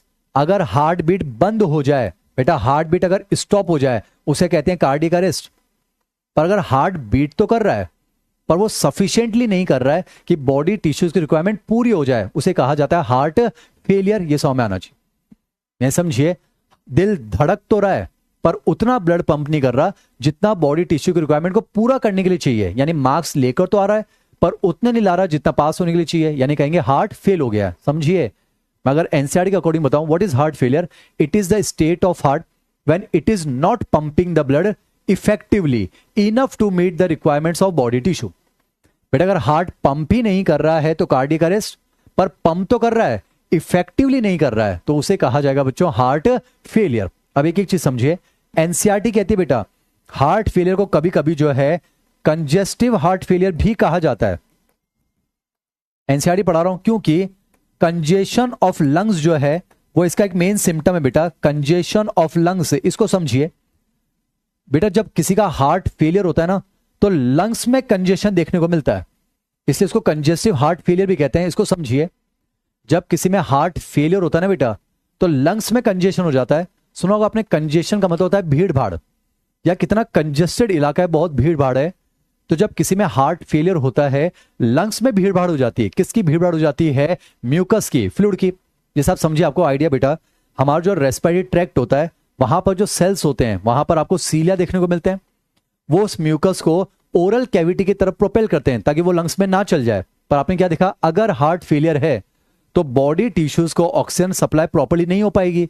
तो बेटा रेस्पिरेटरी ट्रैक्ट के जो सेल्स होते हैं ना उनकी सप्लाई जो है वो प्रॉपर नहीं हो पाती है, तो सीलिया की फंक्शनिंग अफेक्ट हो जाती है। और बेटा जब सीलिया की फंक्शनिंग अफेक्ट हो जाएगी, वो म्यूकस को ओरल कैविटी की तरफ प्रोपेल नहीं कर पाते हैं, तो वो म्यूकस जो है वो लंग्स में चला जाता है। तो लंग्स के अंदर बेटा म्यूकस की, फ्लूइड की जो है भीड़ भाड़ हो जाती है। यानी आपने कहा जब हार्ट फेलियर है तो लंग्स में कंजेशन हो जाता है फ्लूइड का। इसलिए कल को अगर कोई पेशेंट आपसे आकर ये कहता है बेटा कि डॉक्टर साहब या डॉक्टर साहिबा मुझे अपने सीने में थोड़ा भारीपन महसूस हो रहा है, बेटा सीने में भारीपन नहीं हल्कापन महसूस होना चाहिए, क्योंकि यहां लंग्स है और उनके अंदर हवा है। पर सोचिए बच्चों, अगर उन लंग्स में म्यूकस भर जाएगा, फ्लूइड भर जाएगा, जैसा न्यूमोनिया में भी होता है, तो आपको सीने में भारीपन महसूस होगा। अगर सीने में भारीपन महसूस हो रहा है इसका मतलब लंग्स में कंजेशन हो गया, और ये इस बात की तरफ इशारा कर रहा है कि शायद हार्ट फेलियर की कंडीशन चल रही है।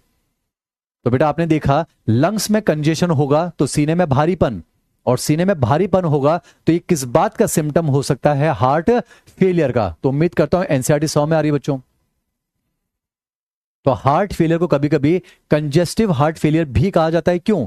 क्योंकि कंजेशन ऑफ लंग्स जो है वो इसका एक मेन सिम्टम देखने को मिलता है। अब एक चीज समझिए बेटा, चाहे हार्ट फेलियर हो चाहे हार्ट अरेस्ट हो, हार्ट की मसल को डैमेज नहीं हुआ है, हार्ट की मसल बिल्कुल ठीक है।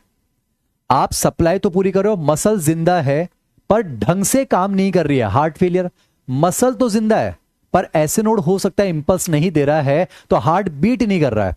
पर सोचिए अगर इनसफिशिएंट ऑक्सीजन सप्लाई की वजह से, मान लेते बेटा कोरोनरी आर्टरी में कोई ब्लॉकेज हो जाए तो हार्ट को सप्लाई कम हो जाएगी ना, और हार्ट को अगर इनसफिशिएंट सप्लाई होती है तो बेटा क्या होता है, जो हमारा चेस्ट वाला रीजन है यहां पर सडन एक्यूट चेस्ट पेन हो जाता है, उसे कहते हैं एंजाइना पेक्टोरिस।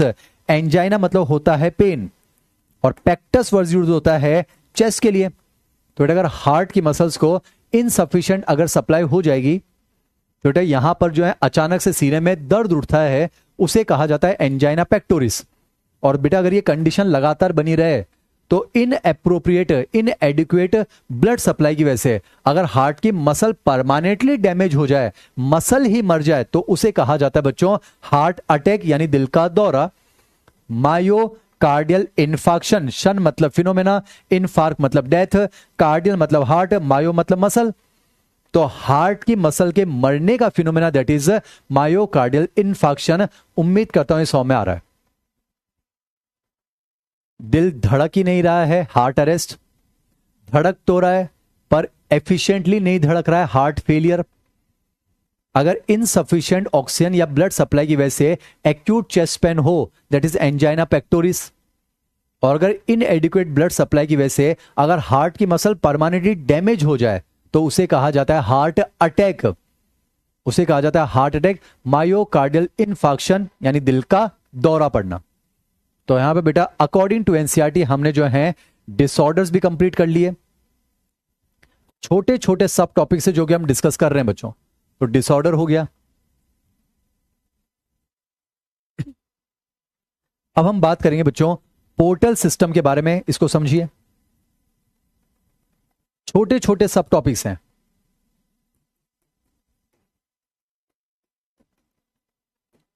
पोर्टल सिस्टम समझाऊं उससे पहले बच्चों मैं आपको एक बार डायरेक्ट सर्कुलेशन समझाता हूं। डायरेक्ट सर्कुलेशन, मान लेते हैं बॉडी का कोई ऑर्गन है बेटा जी, ऑर्गन बनता है टिश्यू से, टिश्यू में group of cell, tissue fluid. अगर मैं इन जनरल बात करूं, इन जनरल बात कर रहा हूं, किसी भी ऑर्गन में ऑक्सीजनेटेड ब्लड लेकर जाती है आर्टरी। ऑक्सीजन मतलब इसमें ऑक्सीजन है, न्यूट्रिशन है।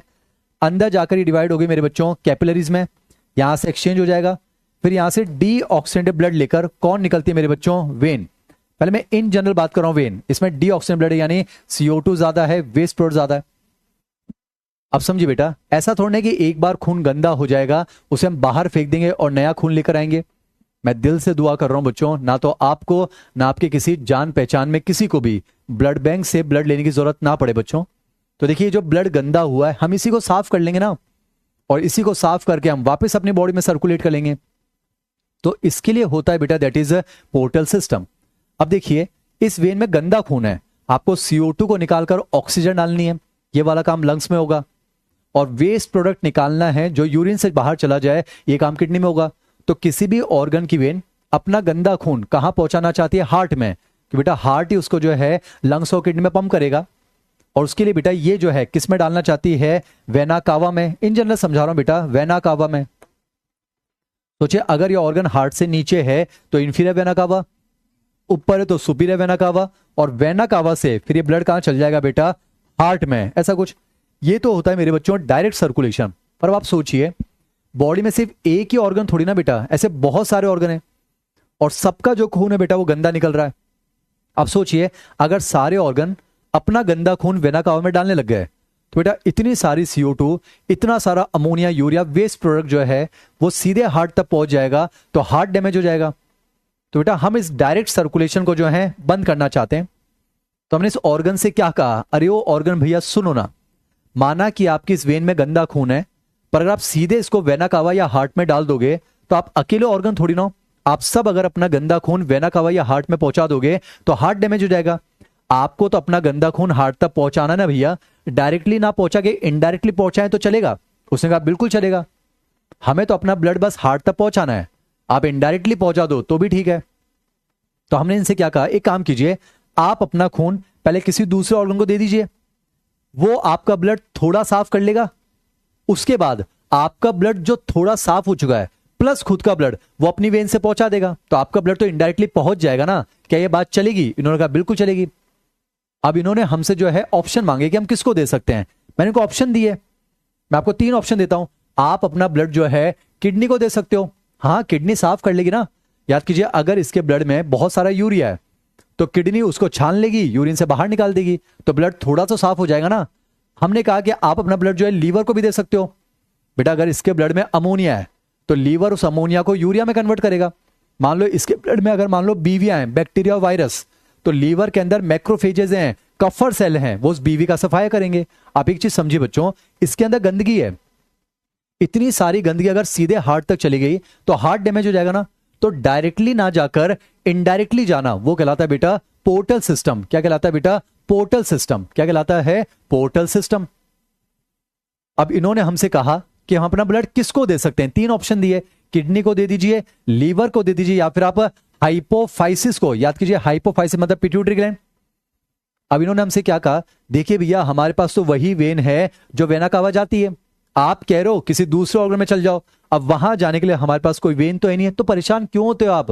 हम आपको पोर्टल सिस्टम दे रहे हैं तो वहां जाने के लिए हम आपको पोर्टल वेन भी तो देंगे। बस आप ये बताइए आपको जाना कहां है। अगर आपको जो है भाई साहब, आपको अगर किडनी में जाना है तो हम आपको क्या देंगे? Renal portal vein. अगर आपको लीवर में जाना है तो हम आपको क्या देंगे? Hepatic portal vein. और अगर आपको हाइपोफाइसिस में जाना है तो हम आपको देंगे hypophyseal portal vein. That's it. फिर वो ऑर्गन आपके ब्लड को थोड़ा साफ कर लेंगे, फिर वो अपनी वेन से पहुंचा देंगे।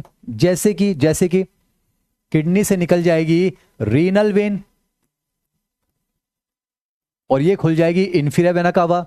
याद कीजिए लीवर से आ जाएगी हिपैटिक वेन और ये भी खुल जाएगी इंफीरियर वेना कावा, और हाइपोफाइसिस आ जाएगी जगलर वेन। ये वर्ड आपको याद नहीं रखना है बच्चों, और ये आ जाएगी सुपीरियर वेना कावा। कहने का मतलब है मेरे बच्चों, डायरेक्टली ना जाकर इनडायरेक्टली जाना वो कहलाता है पोर्टल सिस्टम, ताकि हमारे हार्ट को जो है ज्यादा डैमेज ना पहुंचे, वही कहलाता है पोर्टल सिस्टम। और जिस ऑर्गन से होकर गुजरेगा उसके हिसाब से नामकरण होगा।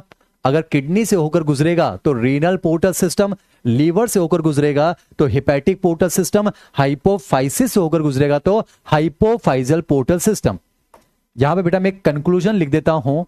अगर हम बात करें मैमल्स की इंक्लूडिंग ह्यूमन बींग्स, तो हमारे अंदर हेपेटिक पोर्टल सिस्टम है, हमारे अंदर हाइपोफाइजियल पोर्टल सिस्टम है। तो मैमल्स के अंदर हेपेटिक है, हाइपोफाइजियल है, कौन सा नहीं है मेरे बच्चों? रीनल पोर्टल सिस्टम एब्सेंट है। अगर मैं बात करूं फ्रॉग की, अगर मैं बेटा फ्रॉग की बात करूं, तो फ्रॉग के अंदर रीनल पोर्टल सिस्टम है, उसके अंदर हेपेटिक पोर्टल सिस्टम है, कौन सा नहीं है? हाइपोफाइजियल पोर्टल सिस्टम जो है वो नहीं है। ये कंक्लूजन है। This is all about portal system. थोड़ा ऑब्जर्व कर लीजिए, छोटे छोटे टॉपिक्स चल रहे हैं बच्चों। तो यहां पर जो है बच्चों पोर्टल सिस्टम कंप्लीट हुआ। अब लास्ट में हमें डिस्कस करना है लिम्फेटिक सिस्टम, वो भी अकॉर्डिंग टू एनसीईआरटी। और एनसीईआरटी में तो फिलहाल बस एक हेडिंग लिखा हुआ बच्चों लिम्फ, वो मैं आपको समझाऊंगा ही सही।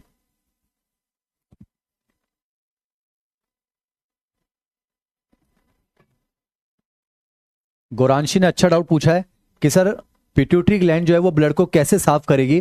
बेटा हाइपोफाइजियल पोर्टल सिस्टम हमने इसलिए नहीं रखा है ताकि हम ब्लड को साफ करवाएं। आपको थोड़ा सा आइडिया हो, हाइपोथैलेमस बनाता है दो तरह के हार्मोन, रिलीजिंग हार्मोन और इनिबिटिंग हार्मोन। तो हमने हाइपोफाइजियल पोर्टल सिस्टम तो इसलिए रखा है ताकि हाइपोथैलेमस के वो हार्मोन एंटीरियर पिट्यूटरी तक पहुंचा सकें। तो गौरांशी, मुझे लगता है आपको आपके डाउट का आंसर मिल गया होगा बेटा।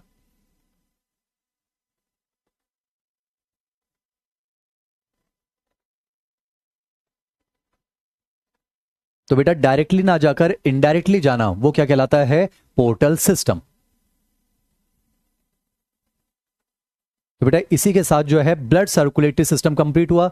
ब्लड को लेकर सारी बातें हो चुकी हैं, ब्लड वेसल्स हम पढ़ चुके हैं, हार्ट हम पढ़ चुके हैं। अब हमें क्या डिस्कस करना है बच्चों? Lymphatic system according to your syllabus discuss कर रहे हैं बच्चों।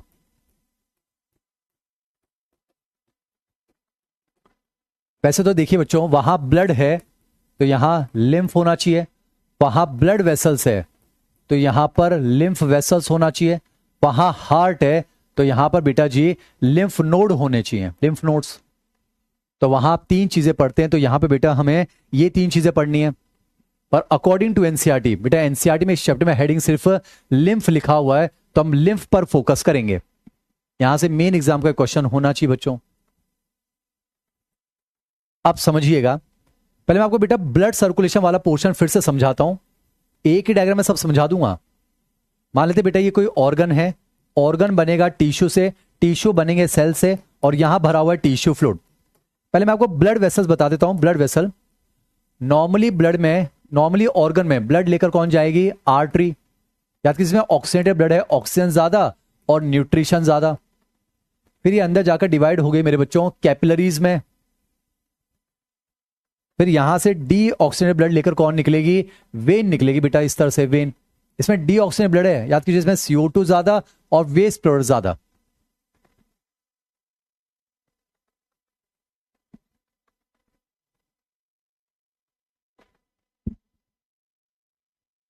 अब समझिएगा बेटा, ये तो ब्लड वेसल्स हैं, चाहे आर्टरी हो, चाहे कैपिलरी हो, चाहे वेन हो, ये तो ब्लड वेसल हैं। अब देखिए, अगर मैं बात करूं कैपिलरी की, याद कीजिए इसकी वॉल जो है single cell thick endothelium, simple इसको में एपिथेलियम, और साथ ही साथ वो परफोरेटेड भी है। अब इसमें ब्लड फ्लो कर रहा है ना मेरे बच्चों, ब्लड फ्लो कर रहा है। ब्लड फ्लो कर रहा है से मेरा मतलब है आरबीसी, WBC प्लेटलेट, और ब्लड की जो मैट्रिक्स है बच्चों वो है प्लाज्मा। अब हमें वैसे तो तीन चीजें पढ़नी है बच्चों, लिम्फ, लिम्फ नोड्स और लिम्फ वेसल और लिम्फ नोड। पर टेक्निकली हम यहां पर बेटा लिम्फ को डिस्कस करेंगे। अब सुनना, पहले समझे लिम्फ क्या है। ये जो यहां टिश्यू फ्लूइड भरा हुआ है ना बेटा, इसी को लिम्फ कहते हैं। एनसीईआरटी को ध्यान सुनिए बेटा, एक्चुअली में जो टिश्यू फ्लूइड है इसी को लिम्फ कहते हैं। हालांकि इसको लिम्फ नाम कब देंगे वो मैं आपको बाद में समझाऊंगा, पर फिलहाल मान के चलिएगा ये जो यहां टिश्यू फ्लूइड भरा हुआ बच्चों, वही क्या है? लिम्फ है। अब ये लिम्फ बनता कैसे है? ब्लड कैपिलरी से ब्लड छनता है और टिश्यू फ्लूइड यानी लिम्फ बनता है, ये ध्यान रखिएगा। एनसीईआरटी लाइन क्लियर हो रही है बेटा? एनसीईआरटी लाइन क्लियर हो रही है बेटा? ब्लड कैपिलरी से ब्लड छनेगा और टिश्यू फ्लूइड यानी लिम्फ बनेगा। अब देखते हैं क्या क्या छनेगा, क्या क्या नहीं छनेगा। बेटा आरबीसी का फिल्ट्रेशन नहीं होगा, तो पहला पॉइंट, ब्लड में आरबीसी है तो वो रेड कलर, लिम्फ में आरबीसी नहीं है तो वो कलरलेस, जस्ट लाइक वाटर। बेटा प्लेटलेट्स का फिल्ट्रेशन भी नहीं होगा। तो ध्यान रखिएगा, ब्लड में प्लेटलेट्स प्रेजेंट, लिम्फ में प्लेटलेट्स कंप्लीटली एब्सेंट। बेटा डब्ल्यूबीसी नॉर्मली फिल्टर होकर तो नहीं आते, पर लिम्फ में डब्ल्यूबीसी होते हैं। तो आपको आइडिया हो, याद कीजिए डब्ल्यूबीसी न्यूट्रोफिल्स और मोनोसाइट पुलिस वाले। तो अगर मान लेते बेटा टिश्यू फ्लूइड में अगर कोई बीवी आ जाए, बैक्टीरिया वायरस आ जाए, तो वो जो पुलिस वाले हैं वो डायापिडेसिस करके बाहर तो आ ही सकते हैं ना। पर ध्यान रखिएगा ओवरऑल डब्ल्यूबीसी ब्लड में ज्यादा है। नीट का क्वेश्चन है बच्चों, ओवरऑल डब्ल्यूबीसी ब्लड में ज्यादा है, लिम्फ में डब्ल्यूबीसी कम है। अगर पूछा जाए लिम्फ में कौन सा डब्ल्यूबीसी ज्यादा है, तो आप कहोगे लिम्फोसाइट। नाम से पता चल रहा है लिम्फ का सेल। यानी डिफरेंस समझिए, ब्लड कैपिलरी से ब्लड छनता है और टिश्यू फ्लूइड यानी लिम्फ बनता है।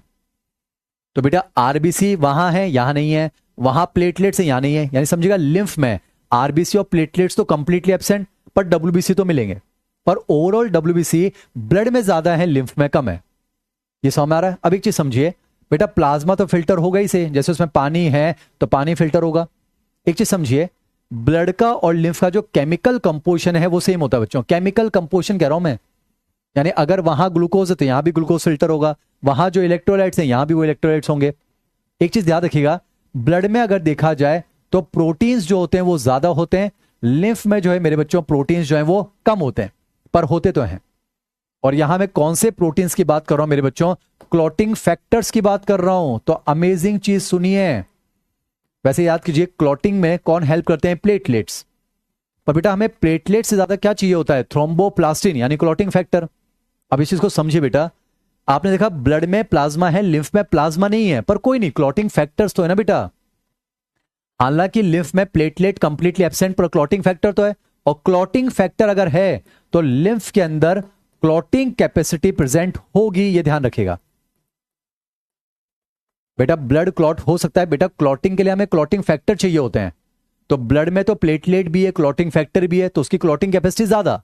माना कि लिम्फ में प्लेटलेट नहीं है पर क्लॉटिंग फैक्टर तो है ना बच्चों, तो याद रखिएगा लिम्फ में क्लॉट होने की कैपेसिटी है, सीरम में नहीं है। पर समझिए लिम्फ क्लॉट हो तो सकता है, पर इसकी क्लॉटिंग कैपेसिटी ब्लड की तुलना में कम होगी। यानी कि लिम्फ को क्लॉट होने में समय ब्लड की तुलना में ज्यादा लगेगा, ये पता होना चाहिए। एक चीज हमने देखी बेटा, ये जो कैपिलरी है ये ब्लड से आ रही है आर्टरी से, तो इसमें बेटा ऑक्सीजन ज्यादा है, CO2 कम है, न्यूट्रिशन ज्यादा है और वेस्ट प्रोडक्ट कम है। पर समझिए यहां से जब बेटा यहां से ऑक्सीजन छनकर आएगी, वो किसके पास चल जाएगी? टिश्यू सेल के पास, और सेल इसमें क्या डाल देगा? CO2। तो लिम्फ में CO2 ज्यादा, वहां से बेटा न्यूट्रिशन छनकर आएगा, न्यूट्रिशन जाएगा सेल के पास, सेल इसमें क्या डाल देगा? Waste product. यानी बेटा ब्लड के अंदर जो है, ब्लड के अंदर ऑक्सीजन न्यूट्रिशन ज्यादा है, CO2 वेस्ट प्रोडक्ट कम होता है नॉर्मली। मैं कैपिलरी की बात कर रहा हूं बच्चों, वेन की बात नहीं कर रहा हूं। पर देखिए लिम्फ के अंदर CO2 वेस्ट प्रोडक्ट ज्यादा होता है। तो यहां पर एनसीईआरटी के हमने पॉइंट्स कवर कर लिए बच्चों। ब्लड कैपिलरी से ब्लड छनता है तो टिश्यू फ्लूइड यानी कि लिम्फ बनता है। आरबीसी नहीं है, प्लेटलेट्स नहीं है, डब्ल्यूबीसी है। पर ध्यान रखना ओवरऑल डब्ल्यूबीसी जो है बेटा वो ब्लड में ही ज्यादा है, लिम्फ में डब्ल्यूबीसी कम है। पर कौन सा डब्ल्यूबीसी यहां ज्यादा है? लिम्फोसाइट। ध्यान रखिएगा लिम्फ में प्लेटलेट कंप्लीट एब्सेंट है, पर क्लॉटिंग फैक्टर की वजह से क्लॉटिंग कैपेसिटी तो है। हालांकि इसको क्लॉट होने में जो समय लगेगा ब्लड की तुलना में वो ज्यादा लगेगा, ये पता होना चाहिए। और बेटा प्लाज्मा में चीजें छनेंगी सही, वहां प्रोटीन ज्यादा है, यहां प्रोटीन कम है, पर क्लॉटिंग फैक्टर तो है ना बच्चा। माना कि प्लेटलेट नहीं है पर क्लॉटिंग फैक्टर तो है, तो लिम्फ में क्लॉट होने की कैपेसिटी तो है। हालांकि इसको क्लॉट होने में समय ब्लड की तुलना में ज्यादा रखेगा, यानी इसकी क्लॉटिंग कैपेसिटी ब्लड की तुलना में क्या होगी? कम होगी, ऐसा कुछ। तो बेटा यहां पर हमें जो है लिम्फ पढ़ना था वो हम डिस्कस कर चुके हैं। अब थोड़ा सा आइडिया दे देता हूं बेटा, हालांकि एनसीईआरटी की बात नहीं है फिलहाल। लिम्फ वेसल और लिम्फ नोड की बेटा समझिए, ये टिश्यू फ्लूइड अब गंदा हो चुका है, देखिए गंदा है, तो हमें क्या करना है? इस गंदे टिश्यू फ्लूइड को हमें साफ करना होगा। अच्छा टिश्यू फ्लूइड लाइए, गंदा ले जाइए। तो बेटा इस गंदे टिश्यू फ्लूइड को वेन्स तक पहुंचाने में जो वेसल्स हेल्प करती हैं वो है लिम्फ वेसल। जिसमें आपको आइडिया दो बेटा, यहां पर इस तरह से कुछ लिम्फ कैपिलरीज होती हैं, लिम्फ कैपिलरीज, जैसे ब्लड कैपिलरी या लिम्फ कैपिलरी। तो अब ये जो गंदा टिश्यू फ्लूइड है बेटा, ये चल जाता है लिम्फ कैपिलरीज में, और अब इसे हम क्या नाम देते हैं? लिम्फ। बेटा समझिए जो टिश्यू फ्लूइड है वही एक्चुअल में लिम्फ है। तो जब तक वो सेल के बीच में भरा हुआ है वो टिश्यू फ्लूइड है। जैसे वो गंदा टिश्यू फ्लूइड लिम्फ कैपिलरीज के अंदर आ जाता है, अब उसी को हम लिम्फ नाम देते हैं। यानी जो टिश्यू फ्लूइड है बच्चों वही एक्चुअल में लिम्फ तो है। अब देखिए लिम्फ ये जो है ये गंदा है, पर देखिए इसमें पैथोजेंस भी तो हो सकते हैं, इसमें बीवी हो सकती है, बैक्टीरिया, वायरस। तो बेटा ये अकेला ऑर्गन थोड़ी ना है, अगर इसका टिश्यू फ्लूइड ब्लड में चला गया तो ब्लड से होते हुए हार्ट, तो हार्ट डैमेज हो जाएगा। तो हमें इस लिम्फ को भी थोड़ा बहुत साफ कर लेना चाहिए। तो ये जो लिम्फ कैपिलरीज हैं ये सब फ्यूज होकर एक नोड लाइक स्ट्रक्चर बनाती है, इसे हम कहते हैं लिम्फ नोड। फिर लिम्फ नोड से बेटा इस तरह से फिर कुछ कैपिलरी निकलेंगी, वो फ्यूज होकर बनाएंगी फिर लिम्फ नोड। यानी आप देख पा रहे हैं ये जो गंदा लिम्फ है ये वहां तक जाने से पहले 1000 लिम्फ नोड से गुजर चुका होगा। और आपको आइडिया बच्चों, लिम्फ नोड जो होते हैं वो सेकेंडरी लिम्फोइड ऑर्गन्स हैं। थोड़ा सा इम्यून सिस्टम का आइडिया हो, इसके अंदर बेटा मेच्योर लिम्फोसाइट्स बैठे हैं, टी लिम्फोसाइट, बी लिम्फोसाइट, जो आने वाली बीवी का सफाया करेंगे बैक्टीरिया और वायरस का। तो आप देख रहे हैं लिम्फ नोड का फंक्शन क्या है, ये लिम्फ को ब्लड में जाने से पहले थोड़ा बहुत साफ कर लेगा जैसा पोर्टल सिस्टम कर रहा था। फिर यहां से बेटा कुछ निकलती हैं, ये फ्यूज होकर बनाती है लिम्फ वेसल्स। फिर लिम्फेटिक वेसल्स फ्यूज होकर बनाती हैं लिम्फेटिक डक्ट, और लिम्फेटिक डक्ट किसमें खुल जाती है, ब्लड सर्कुलेशन में, ऐसा कुछ। तो इसी एक डायग्राम के अंदर बच्चों हमने पूरा लिम्फेटिक सिस्टम समेट लिया। एक वर्ड जो है बच्चों आपको एनसीईआरटी के पैराग्राफ में मिलेगा, लैक्टियल्स। हालांकि जो है डाइजेस्टिव सिस्टम सिलेबस से हट गया है, थोड़ा सा आपको आइडिया हो, हमारी इंटेस्टाइन के अंदर जो फोल्ड्स होते हैं उन्हें कहा जाता है विलाई। मान लेते बेटा यहां पर डाइजेस्टेड न्यूट्रिएंट्स हैं, यहां पर डाइजेस्टेड न्यूट्रिएंट्स हैं बेटा। इंटेस्टाइन के जो फोल्ड्स होते हैं ना ल्यूमेन में, उन्हें हम कहते हैं विलाई। अब इन विलाई के अंदर बच्चों इस तरह से ब्लड कैपिलरीज भी होती हैं, और इनके अंदर मेरे बच्चों लिम्फ कैपिलरीज भी होती हैं, लिम्फ कैपिलरीज, ये हैं लिम्फ कैपिलरीज। और विलाई के अंदर जो लिम्फ कैपिलरीज होती है ना बच्चों, इन्हीं को कहा जाता है लैक्टियल्स। ये आपको वर्ड मिलेगा इसलिए मैंने आपको बता दिया बच्चों। What are lacteals? जो इंटेस्टाइन के फोल्ड है ना बच्चों, विलाई, ये इंटेस्टाइन के फोल्ड है विलाई, इनके अंदर जो लिम्फ कैपिलरीज हैं उन्हें कहा जाता है लैक्टियल्स। और बेटा जो फैटी डिराइव्ड चीजें होती है ना, फैटी डिराइव्ड चीजें जैसे मान लेते हैं फैटी एसिड्स वगैरह, इनका जो रीएब्जॉर्प्शन, इनका जो एब्जॉर्प्शन होता है वो कहां होता है बेटा, लैक्टियल्स के अंदर होता है।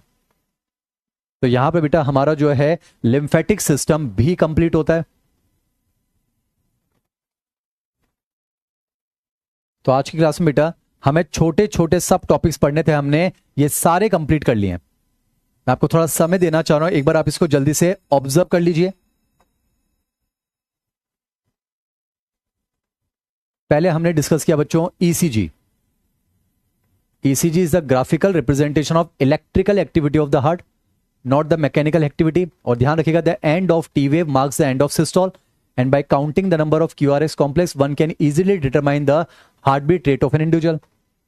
फिर हमने ब्लड वेसल्स पढ़ा, tunica externa, tunica media, tunica interna. Capillaries के अंदर सिर्फ ट्यूनिका इंटरना, ट्यूनिका इंटीमा यानी एंडोथीलियम है, इसलिए जो भी फिल्ट्रेशन डिफ्यूजन होता है बेटा वो कैपिलरी की वॉल से होता है। बाकी आर्टरी और वेन में डिफरेंसेस बताए, ये ऑब्जर्व कर लेना। आर्टरी की वॉल थिक है, मोर मस्कुलर है, इलास्टिक है, नॉन कोलेप्सिबल, तो ल्यूमेन नैरो हो जाएगा। ल्यूमेन नैरो तो ब्लड प्रेशर ज्यादा, स्पीड ज्यादा, और जब ब्लड स्पीड से भागेगा बैकफ्लो होगा ही नहीं बच्चों, और बैकफ्लो नहीं होगा तो उसको रोकने के लिए वॉल की जरूरत नहीं पड़ती है। फिर हमने बात करी blood pressure, the pressure exerted by the flowing blood on the elastic walls of the artery. इसे जो है आर्टरी में मेजर करते हैं। नॉर्मली हमारी आर्म की जो ब्रेकियल आर्टरी उसमें करते हैं स्फिग्मोमैनोमीटर, 2 स्टेज में। जब हार्ट में सिस्टोल होगा तो ब्लड प्रेशर ज्यादा 120, जब हार्ट में डायस्टोल होगा तो ब्लड धीरे धीरे बहेगा, ब्लड प्रेशर कम हो जाएगा, ऐसा कुछ डायस्टोलिक ब्लड प्रेशर। ये इंपॉर्टेंट ध्यान रखिए, मैंने आपको समझाया बूढ़ा दिल जो है कम बार धड़कता है, पर जब भी धड़कता है जोरदार धड़कता है। तो बेटा हार्ट बीट रेट कम हो जाती है पर ब्लड प्रेशर ज्यादा हो जाता है। और हार्ट को ज्यादा फोर्स के साथ पंप क्यों करना होता है, रीजन समझ में आ रहा है, क्योंकि आर्टरीज की इलास्टिसिटी जो है वो कम हो जाती है। तो हमने डिसऑर्डर्स की बात करी, अगर ब्लड प्रेशर नॉर्मल से ज्यादा हो जाए बेटा वो है हाइपरटेंशन। पर ध्यान रखिएगा रिपीटेड चेक, और हाइपरटेंशन को मैनेज करना जरूरी है, वरना हार्ट रिलेटेड डिसऑर्डर हो सकते हैं। और हाइपरटेंशन हमारे कुछ वाइटल ऑर्गन्स को अफेक्ट कर सकता है, जैसे कि किडनी हो गया, ब्रेन हो गया, पर और को भी कर सकता है, चूंकि एनसीईआरटी में ये लिखे हुए हैं, मैंने आपको बता दिया। अगर बेटा सिर्फ कैल्शियम डिपोजिशन की बात करूंगा तो हार्डनिंग हो जाएगी, वो आर्टीरियोस्क्लेरोसिस है, पर अकॉर्डिंग टू एनसीईआरटी ध्यान रखिएगा एथेरोस्क्लेरोसिस। ल्यूमेन नैरो होगा। दिल धड़कना बंद कर दे तो हार्ट अरेस्ट, धड़के पर ढंग से ना धड़के, एफिशिएंटली ना धड़के, हार्ट फेलियर। पर जब हार्ट फेलियर होता है लंग्स में कंजेशन हो जाता है, इसलिए इसको कंजेस्टिव हार्ट फेलियर कहते हैं। रिवाइज भी करवा दिया बेटा। इनसफिशिएंट ब्लड सप्लाई की वजह से जो एक्यूट चेस्ट पेन होता है उसे कहते हैं एंजाइना पेक्टोरिस। और अगर इनएडुकेट ब्लड सप्लाई की वजह से हार्ट की मसल अगर डैमेज होने लग जाए उसे कहते हैं heart attack, myocardial infarction. Portal system directly ना जाकर इनडायरेक्टली जाना बच्चों, वो कहलाता है पोर्टल सिस्टम। लास्ट में हमने डिस्कस किया लिम्फेटिक सिस्टम। तो उम्मीद करता हूं बच्चों बॉडी फ्लूइड्स एंड सर्कुलेशन जो है वो आपको समझ में आया होगा। अगली क्लास में बच्चों कुछ सेलेक्टेड करेक्शंस जो हैं वो मैं आपको जरूर बताऊंगा, कुछ सेलेक्टेड क्वेश्चंस भी जो हैं हम डिस्कस कर सकते हैं। तो इसी के साथ बेटा body fluids and circulation complete होता है। मैं उम्मीद करता हूं मुस्कुराहट के साथ आपको ये चैप्टर समझ में आया होगा बच्चों। तो अगली क्लास में हम 12th क्लास का जो है एक इंपॉर्टेंट टॉपिक डिस्कस करेंगे जो आपका नाइटमेयर हो सकता है। एमजे सर का तो one of the favourite topics है, दैट इज इवोल्यूशन यानी कि विकास। तो तन और मन के साथ एमजे सर के साथ जुड़ने के लिए तैयार हो जाएंगे। अगली क्लास में मैं आपके सामने एक कहानी शुरू करूंगा जिसका नाम है बच्चों evolution. Thank you so much बच्चों, अगली क्लास में मुलाकात करते हैं।